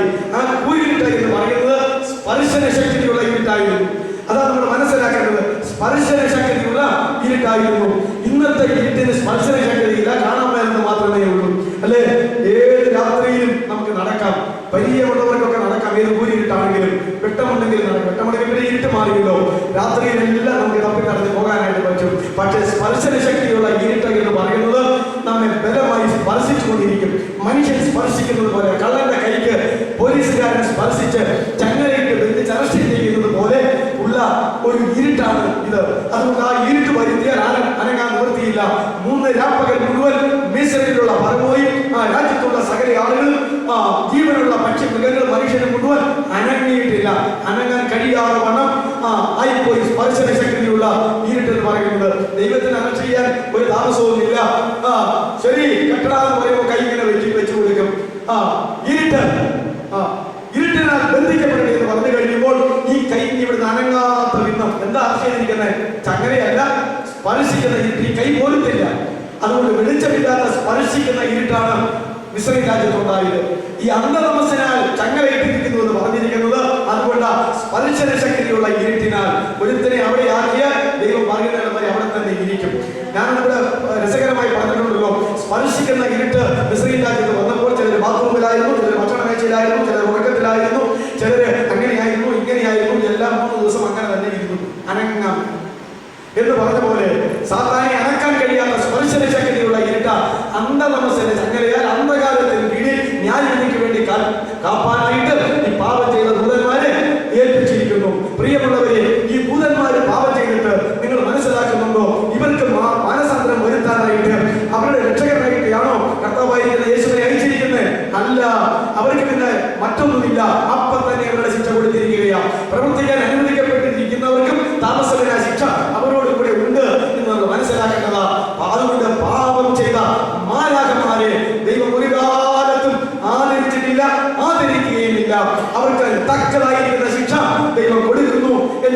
മനസ്സിലാക്കേണ്ടത്. തുടർന്ന് നമ്മൾ താഴോട്ടൊന്ന് വായിച്ചാട്ടെ. പത്രോസിന്റെ ലേഖനം 2-ാം അധ്യായം, 2 പത്രോസ് 2-ാം അധ്യായം ഞാൻ തന്നെ വായിക്കാം. അങ്ങനെ ആ കാര്യം നമുക്ക് മനസ്സിലാക്കി. പുരാതന ലോകത്തെയും ആദരിക്കാതെ രണ്ടാമത് ആരെ ആദരിച്ചില്ലെന്നാ പറഞ്ഞത്? പുരാതന ലോകത്തെ ആദരിച്ചില്ല. ഞാൻ ഇവിടെ ഒരിക്കലും ഒരു ക്ലാസ് എടുത്തതാ, നിങ്ങളന്ന് എല്ലാവരും ഉണ്ടായിരുന്നു ഞാൻ ഓർക്കുന്നില്ല. ഒറ്റ വ്യക്തിയായി വിഷയമെടുത്ത ആ നാളുകളിൽ ഞാൻ ഇങ്ങനെ ഒരിക്കൽ എടുത്തതാ. ഒരു ദിവസം ഭൂമിയുടെ ത്രികാല അവസ്ഥയെ കുറിച്ച്, ഈ ഭൂമിയുടെ ത്രികാല അവസ്ഥയെ കുറിച്ച് ഞാനൊരു ക്ലാസ് എടുത്തതാ. അതെവിടെയാ പറഞ്ഞിരിക്കുന്നത്? ഈ 2 പത്രോസിന്റെ ലേഖനം 3-ാം അധ്യായത്തിന്റെ 5-ാമത്തെ വാക്യത്തിലാണ് പറഞ്ഞിരിക്കുന്നത് കേട്ടോ.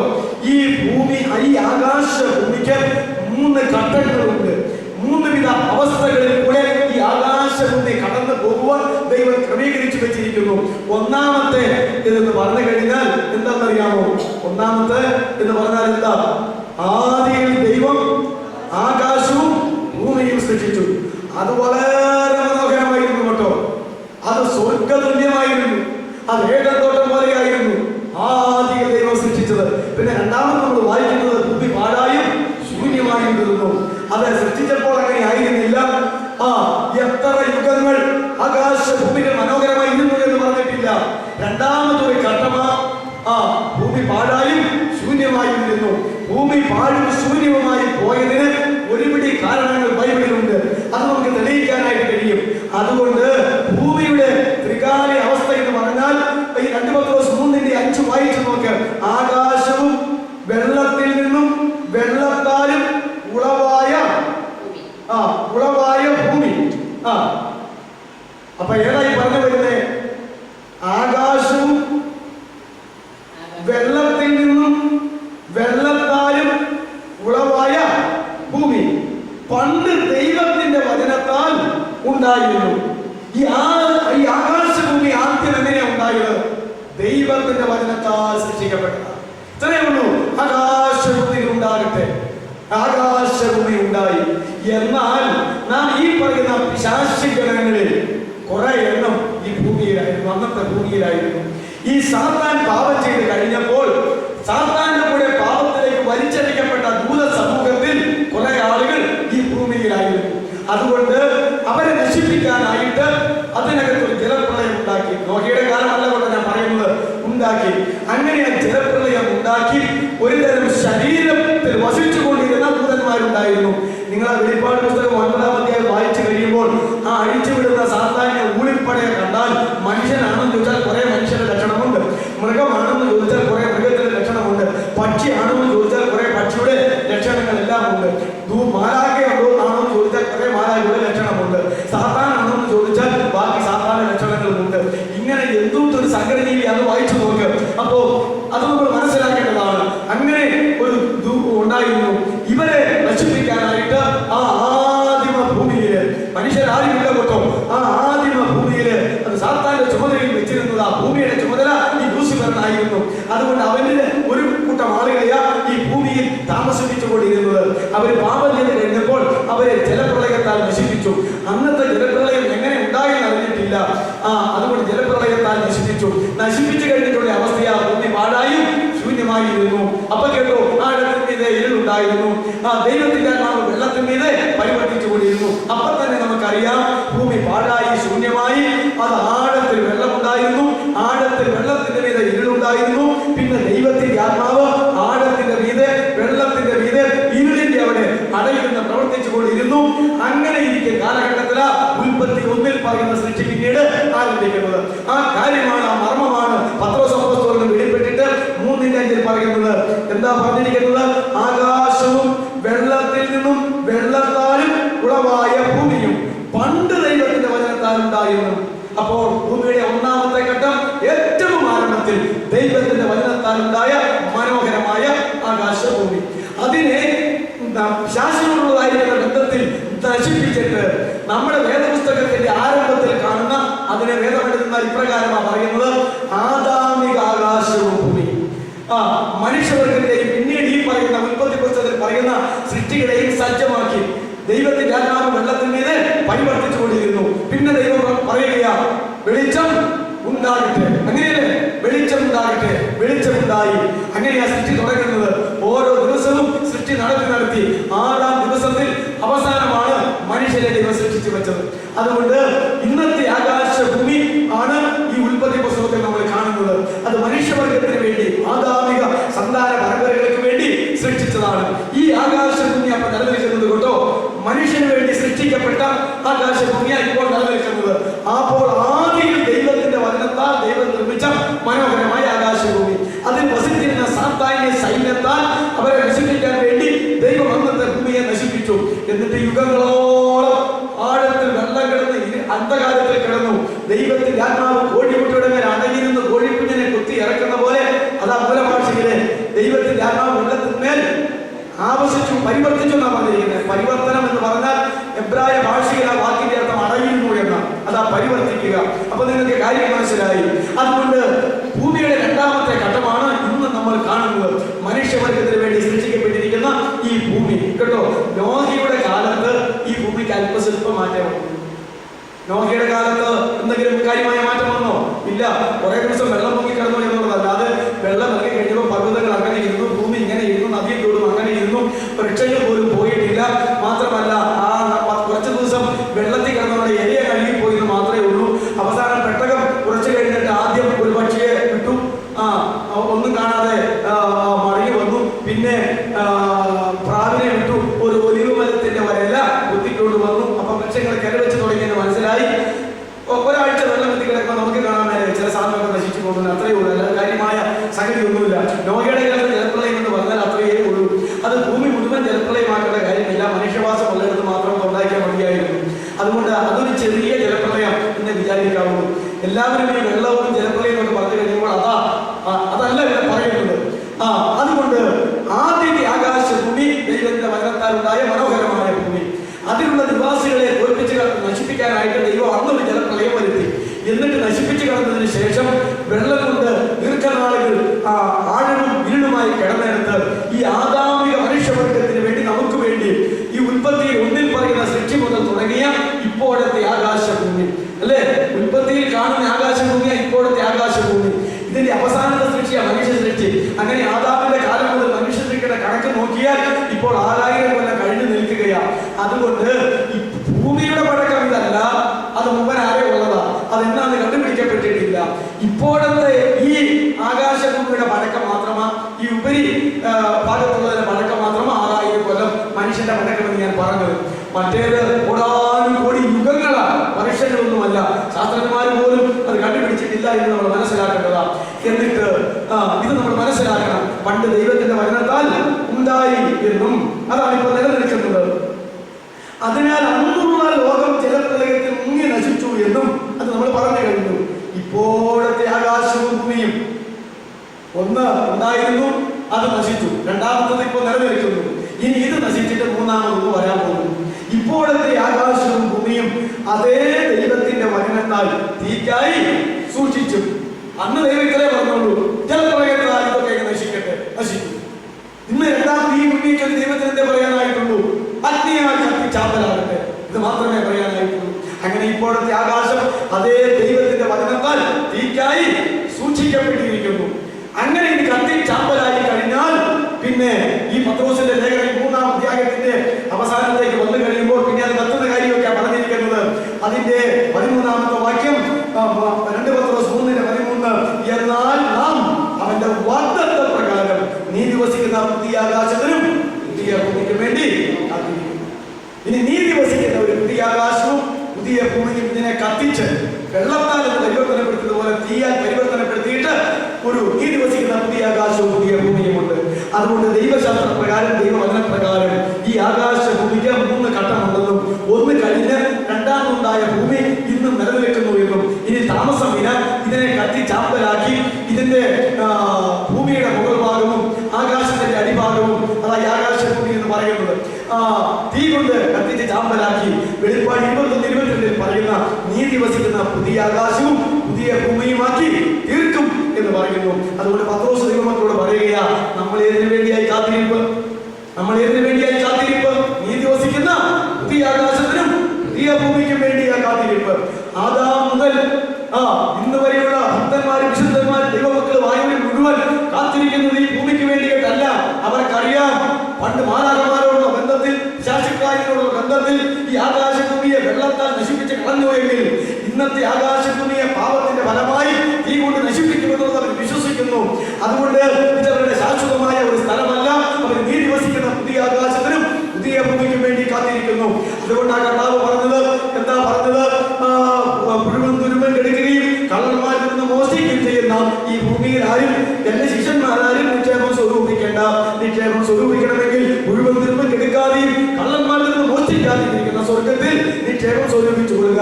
എവിടെ സ്വരൂപിച്ചോ അവിടെ തന്നെ നിന്റെ ഹൃദയവും ഇരിക്കും. ഇങ്ങനെയല്ലേ കർത്താവ് പറഞ്ഞത്? എത്ര വ്യക്തമായിട്ട് പറഞ്ഞു. അത് പൗലോസ് എടുത്തു പറയുന്നത്, പത്രോസ് എടുത്തു പറയുന്നത്. എന്നാൽ നാമോ മൂലപദാർത്ഥങ്ങൾ കത്തിയിരിക്കും, ഭൂമിയിലെ പണികളെല്ലാം വെന്തുപോകും, ആകാശം കൊടുമുടക്കത്തോടെ ഒഴിഞ്ഞു പോകും. ഇത് തമിഴിൽ സംഭവിക്കും.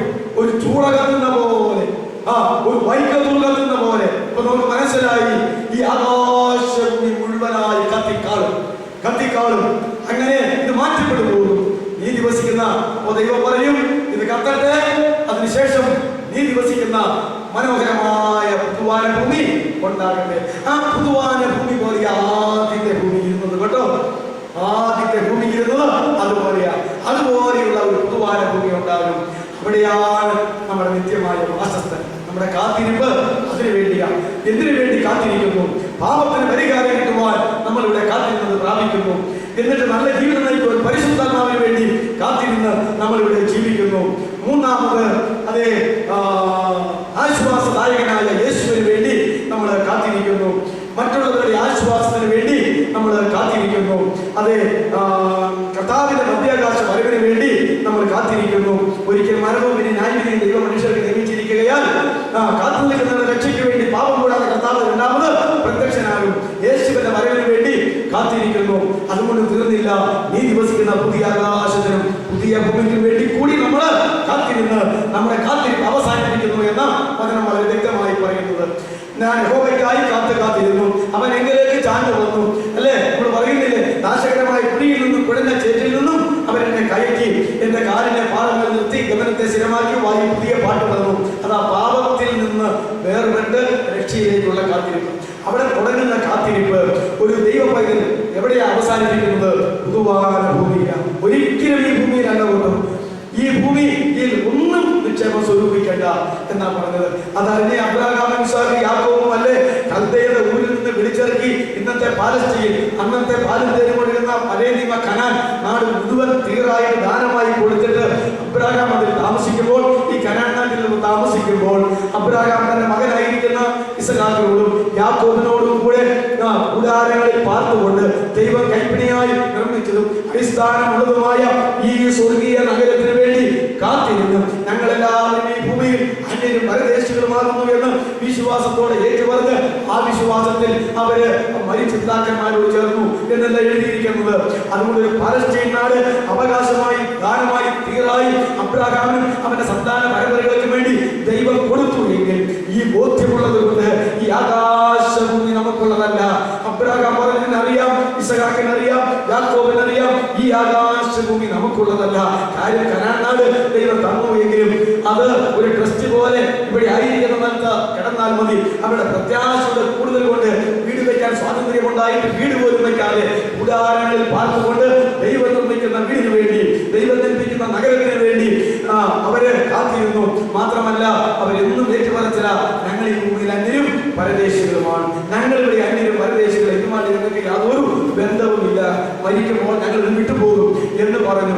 ആ കാര്യം അബ്രഹാമിന് അറിയാം, ആ കാര്യം ഇസ്ഹാക്കിന് അറിയാം, ആ കാര്യം യാക്കോബിന് അറിയാം, 12 മക്കൾക്കും അറിയാം, ഇസ്രായേലിന് അറിയാമായിരുന്നു. പിന്നെ ഇതുങ്ങളൊക്കെ ജഡത്തെ സ്നേഹിച്ച് ലോകത്തെ സ്നേഹിച്ച് ഇതിന്റെ പിന്നാലെ പോയതാണല്ലോ ദൈവം അവരെ ശിക്ഷിക്കാനായിട്ട് ഇടയായത്. അതുകൊണ്ട് ഈ ഒരു യാഥാർത്ഥ്യം നമ്മൾ മനസ്സിലാക്കണം. ഭൂമിക്ക് ത്രിവിധമായ അവസ്ഥയുണ്ട് എന്ന് നമ്മൾ മനസ്സിലാക്കുക. ഇത് സംഭവിച്ചുകൊണ്ടിരിക്കുകയാണ്. നമ്മൾ ആദ്യത്തെ ഭൂമിയിലുമല്ല ഇപ്പോൾ നിൽക്കുന്നത്, അവസാനത്തെ ഭൂമിയിലുമല്ല നിൽക്കുന്നത്, മധ്യത്തിലുള്ള ഈ ഭൂമിയിലാണ് നിൽക്കുന്നത്. ആദ്യ ഭൂമി വെള്ളത്താൽ നശിപ്പിച്ചതുപോലെ ഈ ഭൂമി എന്ത് ചെയ്യാൻ പോവുകയാണ്? തീയാൽ നശിപ്പിക്കും. ആർക്കെങ്കിലും സംശയമുണ്ടോ? ഞാൻ ഒരു കാര്യം കൂടി പറയാം. എന്തുകൊണ്ട് നോഹയുടെ കാലത്തെ അന്നത്തെ ജനത്തെ നമ്മൾ ചിന്തിക്കാൻ പോകുന്നേ ഉള്ളൂ, അല്ലെ? വൃത്തികെട്ടവരുടെ ലോകത്തിൽ നീതിപ്രസംഗിയായ നോഹയെ 7 പേരോടുകൂടെ പോറ്റിയപ്പോൾ ബാക്കിയുള്ളവരെ മുഴുവൻ വെള്ളത്തിൽ മുക്കിക്കൊന്നില്ലേ? അതിവിടെ പറയുക. അപ്പൊ നോഹയുടെ കാലത്തെ പാപികളെയും ദൈവം ആദരിച്ചില്ല, പുരാതന ലോകത്തെയും ദൈവം ആദരിച്ചില്ല. ഞാൻ നിങ്ങളോട് ചോദിക്കട്ടെ, എന്തുകൊണ്ട് എന്തുകൊണ്ടാ നോഹിയുടെ കാലത്ത് വെള്ളം കൊണ്ട് നശിപ്പിച്ചത്? നമ്മെ പോലെയുള്ള ദൈവമക്കളൊന്നും അറിയാനാ. പണ്ട് നശിപ്പിച്ചെന്ന് പറയുമ്പോൾ എന്താ എങ്ങനെയാണോ അവർക്ക് വിഷമിക്കേണ്ട, നോഹിയുടെ കാലത്ത് നശിപ്പിച്ചതുപോലെ തന്നെ വിചാരിച്ച. അപ്പോ ഇനി പിന്നെ ഇനി നമുക്ക് സംശയം, ഇതെല്ലാം എങ്ങനെ കത്തിച്ച് ശരിയാക്കി പുതുവാന ഭൂമി ഉണ്ടാക്കും? ഒന്നും ഓർക്കേണ്ട. അതിന് ഒരു എക്സാമ്പിൾ കർത്താവ് ഞാൻ പറയാൻ പോകുന്ന ഭാഗത്ത് പറഞ്ഞിട്ടുണ്ട്. സോദോം ഗോമോറയെയും അതിലുണ്ടായിരുന്ന പാപികളായ മനുഷ്യവർഗത്തെയും ദൈവം വെള്ളം കൊണ്ടാണോ നശിപ്പിച്ചത്? തീ കൊണ്ടാണോ? തീ കൊണ്ട.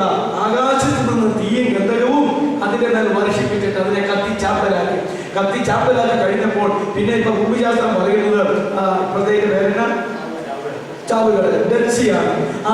അവിടെയാണ് സോദോം ഗോമോറ എന്ന് പറയുന്ന സംസ്കാര സമ്പന്നമായ, പരിഷ്കാര സമ്പന്നമായ, സാമ്പത്തികമായ ആ നേട്ടങ്ങൾ ഉണ്ടായിരുന്ന സോദോം ഗോമോറ മുഴുവൻ കത്തിയിട്ട് അതിന്റെ എസൻസ് എല്ലാം ഇവിടെ കിടപ്പുണ്ട്, ഈ ചാവുകളിനകത്ത് കിടപ്പുണ്ട്. അതുകൊണ്ടാണ് ഇന്ന് ലോകം മുഴുവൻ കണ്ടുപിടിക്കപ്പെട്ടിരിക്കുന്നത്.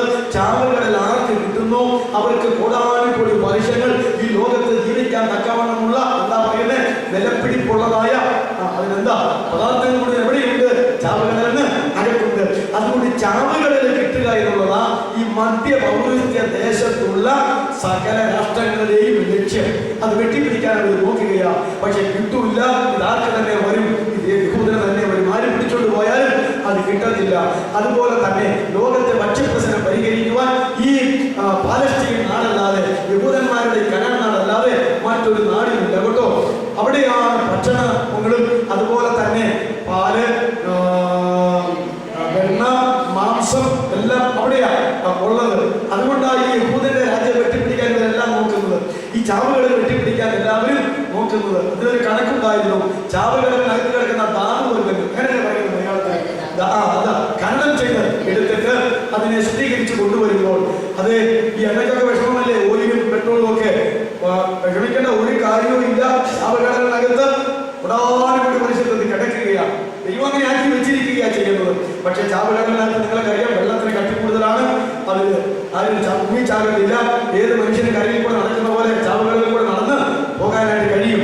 അതിന്റെ വീട് പക്ഷി പോലും പറക്കുന്നില്ലെന്നാണ് പറയുന്നത്. എന്തെങ്കിലും ഒരു ജനജീവികളുണ്ടോ? ഇല്ല. കാരണം അത് സാധ്യമല്ല. അതങ്ങനെ കിടക്കുകയാണ്. യെശയ്യാവിൽ ഒരു പ്രവചനമുണ്ട്, സമുദ്രത്തിന്റെ ധനം എന്റെ അടുക്കൽ വരും എന്ന് ഒരു പ്രവചനമുണ്ട്. ഏത് സമുദ്രത്തിലെ ധനം? ചാവുകളിലെ സമുദ്രത്തിലെ ധനം. അത് വരാൻ പോവുകയാണല്ലോ. അതൊക്കെ വളരെ വ്യക്തമായിട്ടുള്ള ഒരു കാര്യമാണ്. ഞാൻ പറഞ്ഞു വന്നത് ഇനി തീ കൊണ്ട് എങ്ങനെ കത്തി നശിക്കുമെന്നുള്ളതിന് ഒരു ദൃഷ്ടാന്തം വന്നിട്ടുണ്ട്. സോദോം ഗോമോറ കത്തിയത് ശരിയാണെങ്കിൽ അതുപോലെ തന്നെ കത്തിയിരിക്കും. മനസ്സിലായില്ലേ? എങ്ങനെ പണ്ട് വെള്ളത്താൽ നശിച്ചു, നോഹയുടെ കാലത്ത് നശിച്ച പോലെ തന്നെ നടന്നു. അങ്ങനെ അതുകൊണ്ട് രണ്ട് കാലഘട്ടത്തിൽ രണ്ട് ചെറിയ ഭൂപ്രദേശത്ത് ഒന്ന് വെള്ളത്താലും ഒന്ന് തീയാലും ദൈവം വരാൻ കത്തിച്ചത്. എങ്ങനെയായ എണ്ണ? തീയായ എണ്ണ, വെള്ള എണ്ണ. അതൊക്കെ നശിപ്പിച്ചാൽ പോരാതെ വേറൊരു കാര്യം. എങ്കിലും അതിന്റെ അന്തസത്ത ഇത് കണ്ട് മനസ്സിലാക്കാൻ വേണ്ടി കേട്ട ശാസ്ത്രജ്ഞന്മാർക്ക് പരിശോധിച്ചല്ലോ. അമേരിക്ക പറ്റിയാല് ഏത് ലോകമഹായുദ്ധത്തില ഹിരോഷിമ നാഗസാക്കി എന്നോട് പോയിട്ടത് രണ്ടാം ലോക മഹായുദ്ധത്തിൽ. അത് നമുക്കറിയാം. ഹിരോഷിമ നാഗസാക്കി ചാമ്പലായി പോയില്ലേ?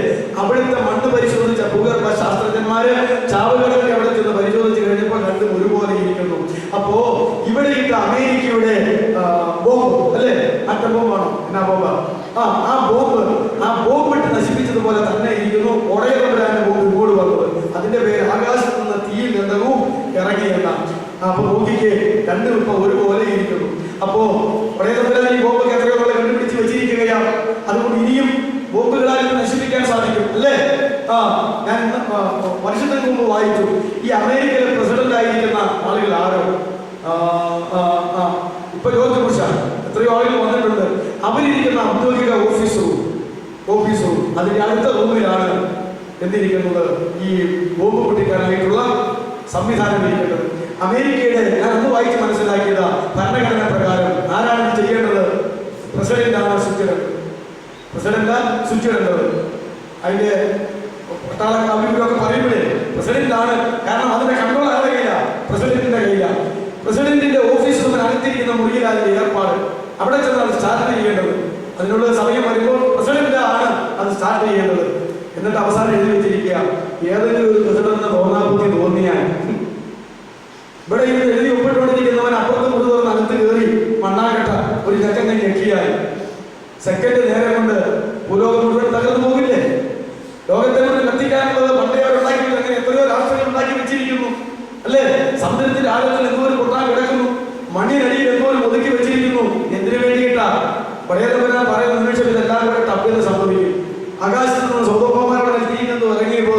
ഹിരോഷിമ നാഗസാക്കിയുടെ ബോംബും തുല്യമാണെന്ന് പറഞ്ഞ പോലെ ഇതിങ്ങനെ കത്താനായിട്ട് പോവുകയാണ്. അപ്പൊ എങ്ങനെ ഇത് തീയാൽ കത്തിക്കുന്നു ചോദിച്ച് വൈകോലും കെട്ടി നടക്കണ്ട, ചുറ്റും കെട്ടി നടക്കണ്ട, ഉയർന്നു വരാനും സെക്കൻഡ് തന്നെ കണ്ണു നിൽക്കുന്നതിനിടയിൽ ഇതൊക്കെ തകർന്ന് കത്തി ചാമ്പലായി പോകും.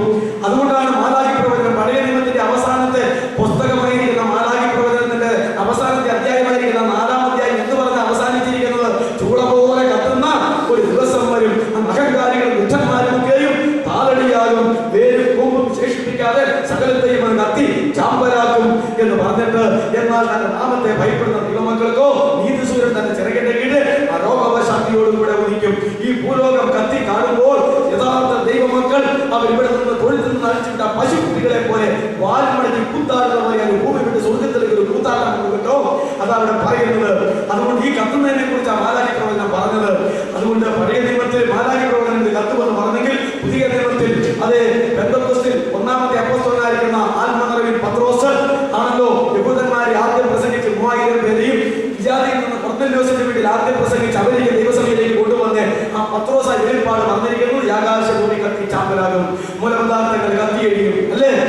ഇത് രണ്ടും ഒരുമിച്ച് നമ്മൾ പഠിക്കേണ്ടതാ. അതുകൊണ്ട് ഇത് രണ്ടും ഒരൊറ്റ കാര്യമാണ് എന്ന് നമ്മൾ ഓർക്കേണ്ടതാണ്. അതുകൊണ്ട് ഭൂമിക്ക് 3 വിധമായിട്ടുള്ള അവസ്ഥകളുണ്ട്. നമുക്ക് മറ്റു വിഷയത്തിലേക്ക് കടന്നു വരാം. പാപം ചെയ്ത ദൂതന്മാരെ അവൻ ആദരിച്ചില്ല, പുരാതന ലോകത്തെ അവൻ ആദരിച്ചില്ല, ഭക്തികെട്ടവരുടെ ലോകത്തെ അവൻ ആദരിച്ചില്ല, സോദോം ഗൊമോറയെ അവൻ ആദരിച്ചില്ല. സോദോം ഗൊമോറയിൽ നിന്ന് അബ്രഹാമിനെ ഓർത്ത് ലോത്തിനെയും കുടുംബത്തെയും മാത്രം രക്ഷിച്ചു. അതുപോലെ തന്നെ സോദോം ഗൊമോറയിൽ ഇവരെ രക്ഷിച്ചതുപോലെ തന്നെ നോഹയുടെ കാലത്ത് നോഹ ഭാര്യ 3 ആൺമക്കൾ 3 പെൺമക്കൾ, അങ്ങനെ നോഹയോട് കൂടെ 8 പേരെ അവർ രക്ഷിച്ചു. അതും തന്നെ സൂചിപ്പിക്കുന്നു എന്ത് സംഭവിച്ചാലും ദൈവത്തിന്റെ കുഞ്ഞുങ്ങൾ രക്ഷപ്പെടും. ദൈവത്തിന്റെ കുഞ്ഞുങ്ങൾ നിങ്ങൾ ഓർക്കുന്നുണ്ടോ? ദൈവത്തിൽ നിന്ന് വരുന്ന ക്രോധങ്ങൾ, ദൈവത്തിൽ നിന്ന് വരുന്ന ശിക്ഷകൾ, അങ്ങനെയുള്ളതൊന്നും ആരെയും ഏൽക്കത്തില്ല, ദൈവമക്കൾക്ക് വരത്തില്ല. ദൈവമക്കളെ ദൈവം അങ്ങനെ ശിക്ഷിക്കുമോ? അതില്ല. പിന്നെ ദൈവമക്കളുടെ ശിക്ഷ എവിടെയാ? കഷ്ടത എവിടെയാ? ഈ ലോകത്തെ ഗവൺമെന്റുകളും ഈ ലോകത്തെ മതങ്ങളും ഈ ലോകത്തെ സമൂഹങ്ങളും ഈ ലോകത്തെ പ്രവർത്തനങ്ങളും പ്രസ്ഥാനക്കാരും എല്ലാം ദൈവമക്കളെ കൊല്ലാകൊല ചെയ്യും. അതാ കർത്താവ് പറഞ്ഞ ലോകത്തിൽ നിങ്ങൾക്ക് കഷ്ടപ്പെട്ട് ധൈര്യപ്പെടുവിൻ, ഞാൻ ലോകത്തെ ജയിച്ചിരിക്കുന്നു എന്ന് പറഞ്ഞത്. മറ്റേത് വേറെയാകട്ടോ, അത് ദൈവമില്ലാത്തവരുടെ പേര് മാത്രമേ ദൈവത്തിന്റെ കോപം ദൈവത്തിന്റെ ക്രോധാഗ്നിയും വരത്തുള്ളൂ. അത് നമ്മൾ പ്രത്യേകം ഓർക്കണം. വെളിപ്പാട് പുസ്തകം 6-ാം അധ്യായം മുതൽ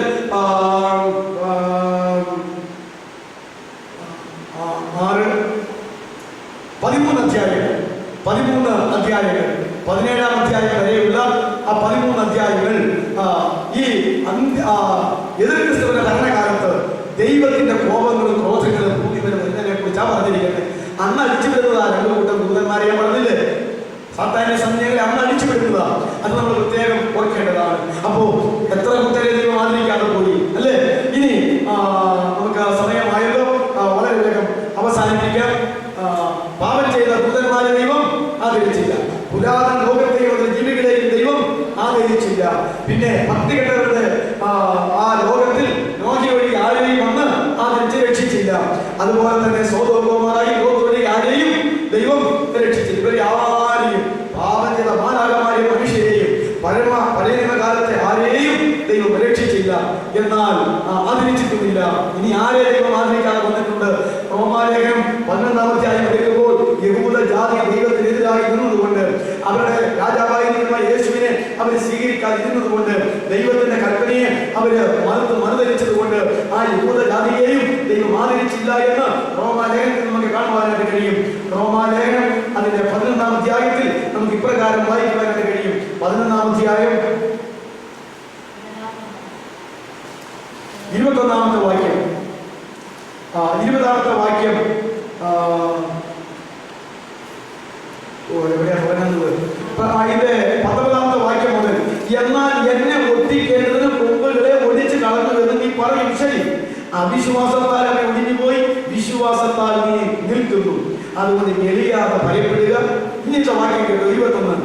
സ്വാഭാവിക കൊമ്പുകളെ ദൈവം ആദരിക്കാതെ പോയെങ്കിൽ നിന്നെയും ആദരിക്കാതെ ഒടിച്ചു കളഞ്ഞു.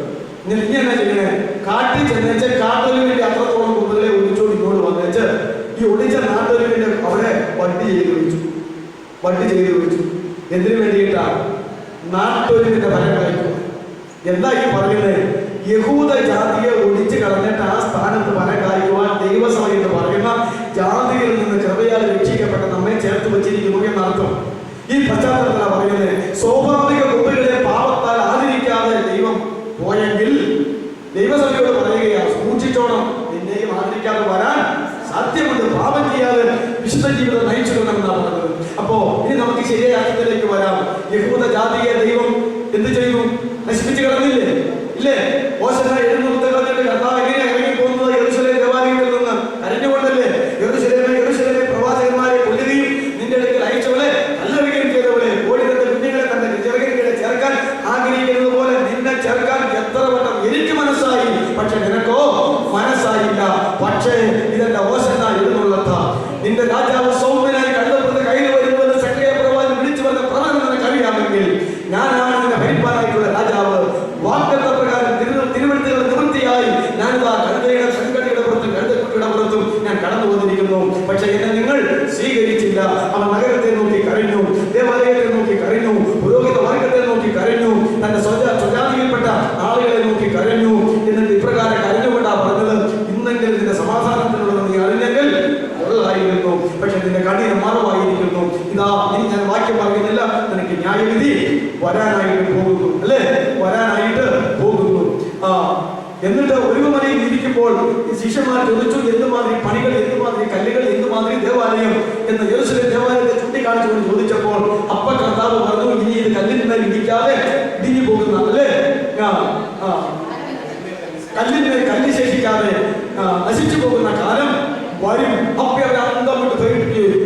അപ്പോഴാണ് പറഞ്ഞത്, അതെപ്പോൾ സംഭവിക്കും? നിന്റെ വരുന്ന ലോകാവസാനത്തിനും അടയാളം പറയാൻ പറഞ്ഞു. അതാണ് മത്തായി 24, മർക്കോസ് 13, ലൂക്കോസ് 21, 3 അധ്യായം ചേർത്ത് വായിക്കും. അപ്പോൾ അത് കണ്ടുപിടിക്കാനായിട്ട് കഴിയും. നിന്റെ വരവിന്റെ അടയാളം എന്താ? ഈ ലോകത്തിന്റെ അവസാനത്തിന്റെ അടയാളം എന്താ? അതെപ്പോ സംഭവിക്കും? ഏത്? യെരൂശലേം ദേവാലയം കല്ലിന്മേൽ കല്ല് ശേഷിക്കാത്തതായി പോകുന്നത്.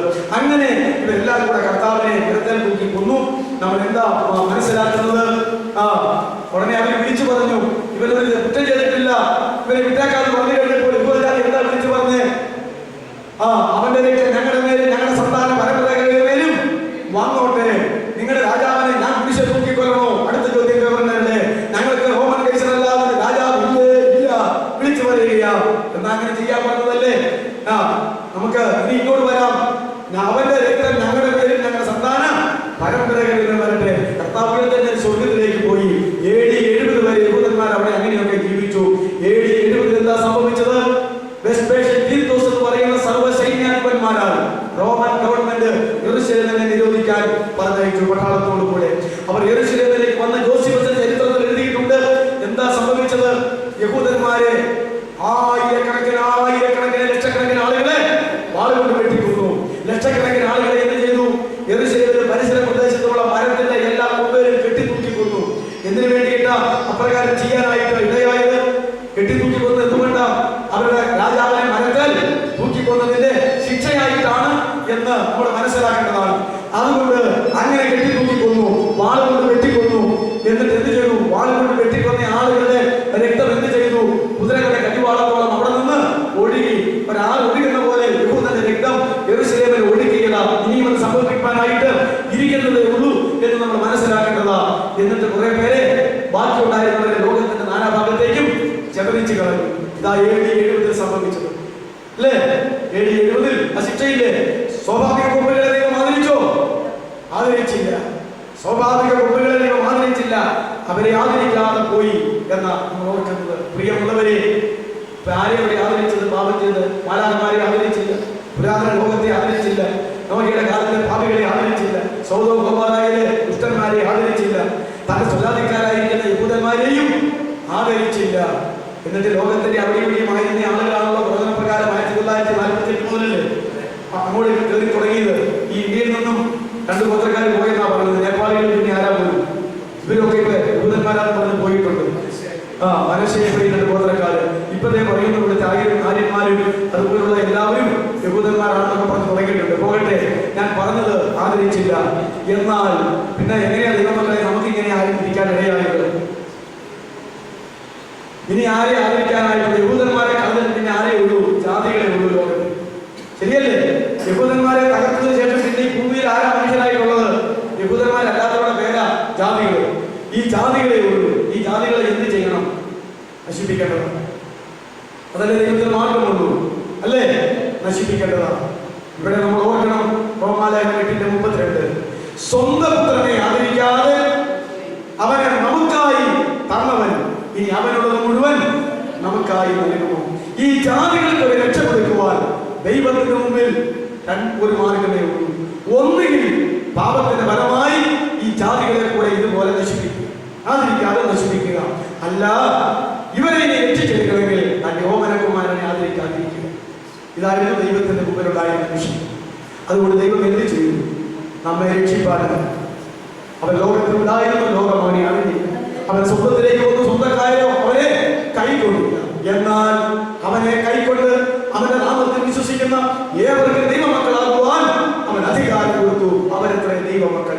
അതേക്കുറിച്ച് റോമർ 8:22 പറയുകയാണ്, സ്വന്തം പുത്രനെ ആദരിക്കാതെ അവനെ നമുക്ക് വേണ്ടി കാൽവരിയിൽ തന്നവൻ ഇനി അവനുള്ള മുഴുവൻ നമുക്ക് നൽകാതിരിക്കുമോ?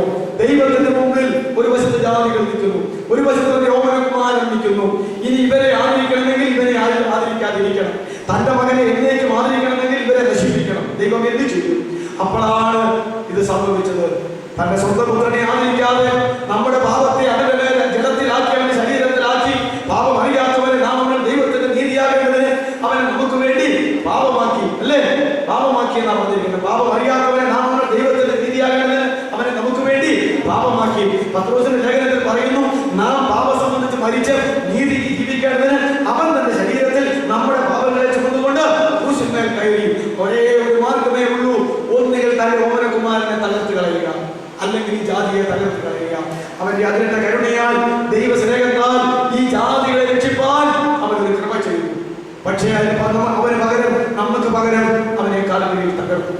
നമുക്ക് പകരം തകർത്ത ആ യേശുവിനെ സ്വീകരിക്കുന്നവർക്കെല്ലാം രക്ഷ ഉണ്ടായിരിക്കുക. നമ്മൾ ഈ ജാതികൾ ഈ ലോകത്തിൽ ജീവിക്കുന്നത് ഈ കൃപ കൊണ്ട്. അതിൽ നിന്ന് കർത്താവിനെ സ്വീകരിച്ചു വരുന്നവരാ ദൈവസഭാ ക്രിസ്ത്യാനി ദൈവമക്കൾ. അവർ ജീവിക്കുന്നത് ഈ കൃപ കൊണ്ടാണ്. സ്വന്തം പുത്രനെ ആദരിക്കാതെ അവനെ നമുക്ക് വേണ്ടി തന്നു, കാൽവരിയിൽ തന്നു. അതല്ലേ റോമാലേഖനം 5 പറയുന്നത്, ക്രിസ്തുവോ നാം പാപികളായിരിക്കുമ്പോൾ തന്നെ നമുക്ക് വേണ്ടി മരിച്ചു. ക്രിസ്തുവോ നാം ശത്രുക്കളായിരിക്കുമ്പോൾ നമുക്ക് വേണ്ടി മരിച്ചു. ക്രിസ്തുവോ നാം ബലഹീനരായിരിക്കുമ്പോൾ നമുക്ക് വേണ്ടി മരിച്ചു. ക്രിസ്തുവോ നാം ഭക്തരായിരിക്കുമ്പോൾ നമുക്ക് വേണ്ടി മരിച്ചു. ഇതാ ദൈവസ്നേഹം. പറയുന്നു, എല്ലാവർക്കും വേണ്ടി ഒരുവൻ മരിച്ചിരിക്കെ ഇനി ജീവിക്കുന്നവർ തങ്ങൾക്ക് വേണ്ടിയിട്ടല്ല, തങ്ങൾക്ക് വേണ്ടി മരിച്ചു ഉയർത്തെഴുന്നേറ്റവനായിട്ട് ജീവിക്കേണ്ടതാകുന്നു. അതാണ് ക്രിസ്ത്യൻ. സഹോദര, എനിക്ക് വേണ്ടിയും നിനക്ക് വേണ്ടിയും ഒരു കർത്താവ് മരിച്ചു. ഓമനകുമാരനെ അവൻ തകർത്ത് കളഞ്ഞു. അവനെ ആദരിച്ചില്ല, അവനെ പാപമാക്കി, അവനെ പാപമാക്കി, അവനെ ശാപമാക്കി, അവനെ പാപമാക്കി, അവനെ രോഗം ശീലിച്ചവനാക്കി, അവനെ അവഗണിക്കപ്പെട്ടവനാക്കി. അത് നമ്മൾ ഓർക്കേണ്ടതാ. എന്തിനു വേണ്ടിയാ? നമ്മെ ആദരിക്കുവാൻ, നമ്മെ ആദരിക്കുവാൻ. മാലാഖമാരെ ആദരിക്കാതിരുന്ന ദൈവം, ശാസികളെ ആദരിക്കാതിരുന്ന ദൈവം, പുരാതന ലോകത്തെയും സൃഷ്ടികളെയും ആദരിക്കാതിരുന്ന ദൈവം, നോഹയുടെ കാലത്തെ പാപികളെ ആദരിക്കാതിരുന്ന ദൈവം, സോദോം ഗോമോറയിലെ ദുഷ്കർമ്മികളെ ആദരിക്കാതിരുന്ന ദൈവം, സ്വജാതിക്കാരായിരുന്ന ഇസ്രായേലിനെ ആദരിക്കാതെ AD 70 അവരെ ഭയങ്കരമായി തകർത്ത് കളഞ്ഞ ദൈവം തന്റെ മകനെ ആദരിച്ചുകൊണ്ട്, ആദരിക്കാതെ കൊണ്ട് നമ്മെ ഓരോരുത്തരെയും ആദരിക്കാൻ ഇടയാക്കി. ഇതിനപ്പുറം ദൈവം എന്ത് ചെയ്തു? ക്ലാസ് അവസാനിപ്പിച്ച് വിടാൻ പോവുകയാണ്. എന്റെ പ്രിയ സഹോദരങ്ങളെ, ഈ രാത്രി നിങ്ങൾ പോയി ഉറങ്ങുന്നതിന് മുമ്പ് നിങ്ങളുടെ കിടക്കയിൽ ഇരുന്നു കൊണ്ട് ഇപ്രകാരം ദൈവം ആദരിക്കാതെ പോയെങ്കിൽ എന്നെ ആദരിച്ചത് അവന്റെ പുത്രനെ ആദരിക്കാതെ. ഈ ഞാൻ തെറ്റിദ്ധരിക്കരുത്. ഈ ആദരിക്കാതെ പോയ വിശ്വാസികളെ പോലെ, ഈ ആദരിക്കാതെ പോയ പുരാതന ലോകത്തെ പോലെ, ഈ ആദരിക്കാതെ പോയ നോഹയുടെ കാലത്തെ പാപികളെ പോലെ, ഈ ആദരിക്കാതെ പോയ സോദോം ഗോമോറയിലെ പാപികളെ പോലെ, ഈ ആദരിക്കാതെ പോയ സ്വജാതിക്കാരായി തിന്നപ്പെട്ടവരെ പോലെ പാപമില്ലാത്ത അവരുടെ പരിശുദ്ധ കുമാരനെ, ഏകജാതനായിരിക്കുന്ന പുത്രനെ അതേ സ്ഥാനത്ത് നിർത്തി കാൽവരിയിൽ തകർത്ത് രക്തം ചിന്തി ജീവൻ കളഞ്ഞിട്ടല്ലേ അവനിൽ വിശ്വസിക്കുന്ന എന്റെയും നിന്റെയുമാകുന്ന ലോകജാതികളെ കൃപയാൽ ഏറ്റവും ശ്രേഷ്ഠമായിരിക്കുന്ന പദവിയിലേക്ക് കൊണ്ടുവന്നത്. അതുകൊണ്ട് അവനെ സ്വീകരിച്ച്, അവന്റെ നാമത്തിൽ വിശ്വസിച്ച്, അവനെ കൈക്കൊണ്ട് ദൈവമക്കളായി ഇനി പാപം ചെയ്യാതെ ജീവിച്ച്, പാപം ചെയ്യാതെ ജീവിച്ച് അവൻ നമുക്ക് വേണ്ടി ഒരുക്കിയിരിക്കുന്ന നിത്യ സൗഭാഗ്യങ്ങൾ പ്രാപിപ്പാൻ ദൈവമായ കർത്താവ് നമ്മെ സഹായിക്കട്ടെ. എന്താണ് നമ്മുടെ നിത്യ സൗഭാഗ്യം? ഈ ഭൂമിയുമല്ല, ഈ ഭൂമിയിലുള്ളതുമല്ല. നാം ഓന്നി നിവസിക്കുന്ന പുതിയ ആകാശത്തിനും പുതിയ ഭൂമിക്ക് വേണ്ടി കാത്തിരിക്കുന്നു. പുതിയ പുതിയ ഭൂമിക്ക് വേണ്ടി കാത്തിരിക്കുന്നു. ഇത് കത്തി ചാമ്പലാകും. 2 പത്രോസ് 3:5 മുതൽ 14 വരെയുള്ള വാക്യം, അതുപോലെ തന്നെ മാലാഖി 4:1 മുതലുള്ളതായിരിക്കുന്ന വാക്യം നിങ്ങളത് വായിച്ച മനസ്സിലാക്കുക. അതുകൊണ്ട് ദൈവം നമുക്ക് ആയുസ്സും ആരോഗ്യം തന്നു. അതിനുപരിയായി കൃപയാൽ ഉള്ള രക്ഷ, ദൈവമക്കളായി തീരുവാനുള്ള രക്ഷ തന്നു. ഈ രക്ഷയുടെ മുമ്പിൽ, ഈ ഓമനകുമാരന്റെ മുമ്പിൽ ഈ ആകാശഭൂമി ചാരമാണ് കേട്ടോ. ഇവിടെയുള്ള ബന്ധുമിത്രാദികൾ ചാരമാണ്. ഇവിടെയുള്ള രാഷ്ട്രങ്ങളും രാഷ്ട്രീയ പ്രവർത്തകരും വെറും ചാരമാണ്. ഇവിടെയുള്ള മതങ്ങളും സമുദായങ്ങളും അതിന്റെ ലീഡേഴ്സും എല്ലാം ഒന്നുമില്ല കേട്ടോ, ഒന്നുമില്ല. അതുകൊണ്ടാണ് യേശു പറഞ്ഞത്, അതെ, എന്നെ പ്രതി അപ്പനെയോ അമ്മയെയോ ഭാര്യയെയോ ഭർത്താവിനെയോ സഹോദരന്മാരെയോ സഹോദരിമാരെയോ മക്കളെയോ ദിനപുരികളെയോ പകയ്ക്കാതിരിക്കുന്നവന് ഒരിക്കലും എന്റെ ശിഷ്യനായിരിക്കാൻ കഴിയുകയില്ല. ഇതുപോലെ ജീവൻ തന്ന രക്തം തന്ന് സ്നേഹിച്ച ആ ദിവ്യ സ്നേഹം, അല്ലേ, ഓമനകുമാരനെ കാൽവരിയിൽ മുതൽ കാൽവരി വരെ തകർത്ത ദൈവ സ്നേഹം, എന്തിനാ? അവന്റെ പ്രാണൻ ഒരു അകൃത്യയാഗമായി തീർന്നപ്പോൾ, അവൻ ആ അകൃത്യയാഗമായി തീർന്ന പ്രാണൻ വലിച്ചു വിടുന്നതിനിടയിൽ അവൻ ഒരു സന്തതിയെ കണ്ടു. യെശയ്യാ 53 പോയി വായിച്ചു നോക്ക്. ക്രൂശുമരണത്തിൻ്റെതായിരിക്കുന്ന ധ്യാനങ്ങൾ, അല്ലേ, അത് നമ്മൾ ഓർക്കുക. അവൻ കണ്ട സന്തതിയാ ഈ ദൈവസഭ കണ്ടു. നമ്മെ മണവാട്ടിയാക്കി, കാന്തയാക്കി, രാജ്ഞിയാക്കി, നിത്യതയിൽ ദൈവമുള്ള കാലത്തോളം, അങ്ങനെ ഇല്ലാത്തൊരു കാലമുണ്ടോ? കാലത്തോളം, വരിക്കാല നിത്യതയോളം അപ്രകാരമുള്ള മഹത്വകരമായ പദവിയിലേക്ക് ആക്കുവാൻ ദൈവകൃപയെ അനുവദിച്ചു. തലയുടെ ഉണക്കാം, കണ്ണുകളെ. ദൈവത്തിന്റെ സ്നേഹം, ദൈവത്തിന്റെ കൃപ, ദൈവത്തിന്റെ കരുണ, ദൈവത്തിന്റെ ദാനം, ദൈവത്തിന്റെ സ്നേഹം സ്വന്തം തുണയാതിരിക്കാതെ അവനെ നമുക്കായി തന്നെങ്കിൽ അവനോട് മുഴുവൻ നൽകാതിരിക്കുമോ? ദൈവവേദനയെ സ്വന്തം പുത്രനെ എന്തെങ്കിലും തന്നിട്ടുണ്ടെങ്കിൽ, സ്വീകരിച്ചിട്ടുണ്ടെങ്കിൽ, നീ ഒന്നിനും ക്ലേശിക്കേണ്ട, വിചാരപ്പെടേണ്ട, ആകുലപ്പെടേണ്ട. അവനുള്ളതൊക്കെ അവർ തന്നു. തന്റെ മകനെ തരാൻ വേണ്ടിയാണ് ദൈവം തന്റെ മകനുള്ള സാധനം തരാനിരിക്കുന്നു. അതുകൊണ്ട് എത്ര നല്ല സ്നേഹം, എത്ര നല്ല ദൈവം അവരുടെ കരങ്ങളിലേക്ക് നമ്മുടെ ജീവിതത്തെ ഏൽപ്പിച്ചു കൊടുക്കാം. ഈ രാത്രി നാളത്തെ നാം അറിയുന്നില്ല. ഇന്ന് സന്ധ്യാസമയം നമ്മെ ഒരു പുതിയ മാനസാന്തരത്തിനായി, ഒരു പുതിയ സമർപ്പണത്തിനായി, ഒരു പുതിയ ജീവിതത്തിനായി ഏൽപ്പിച്ചു കൊടുക്കുക. പ്രിയാച്ചൻ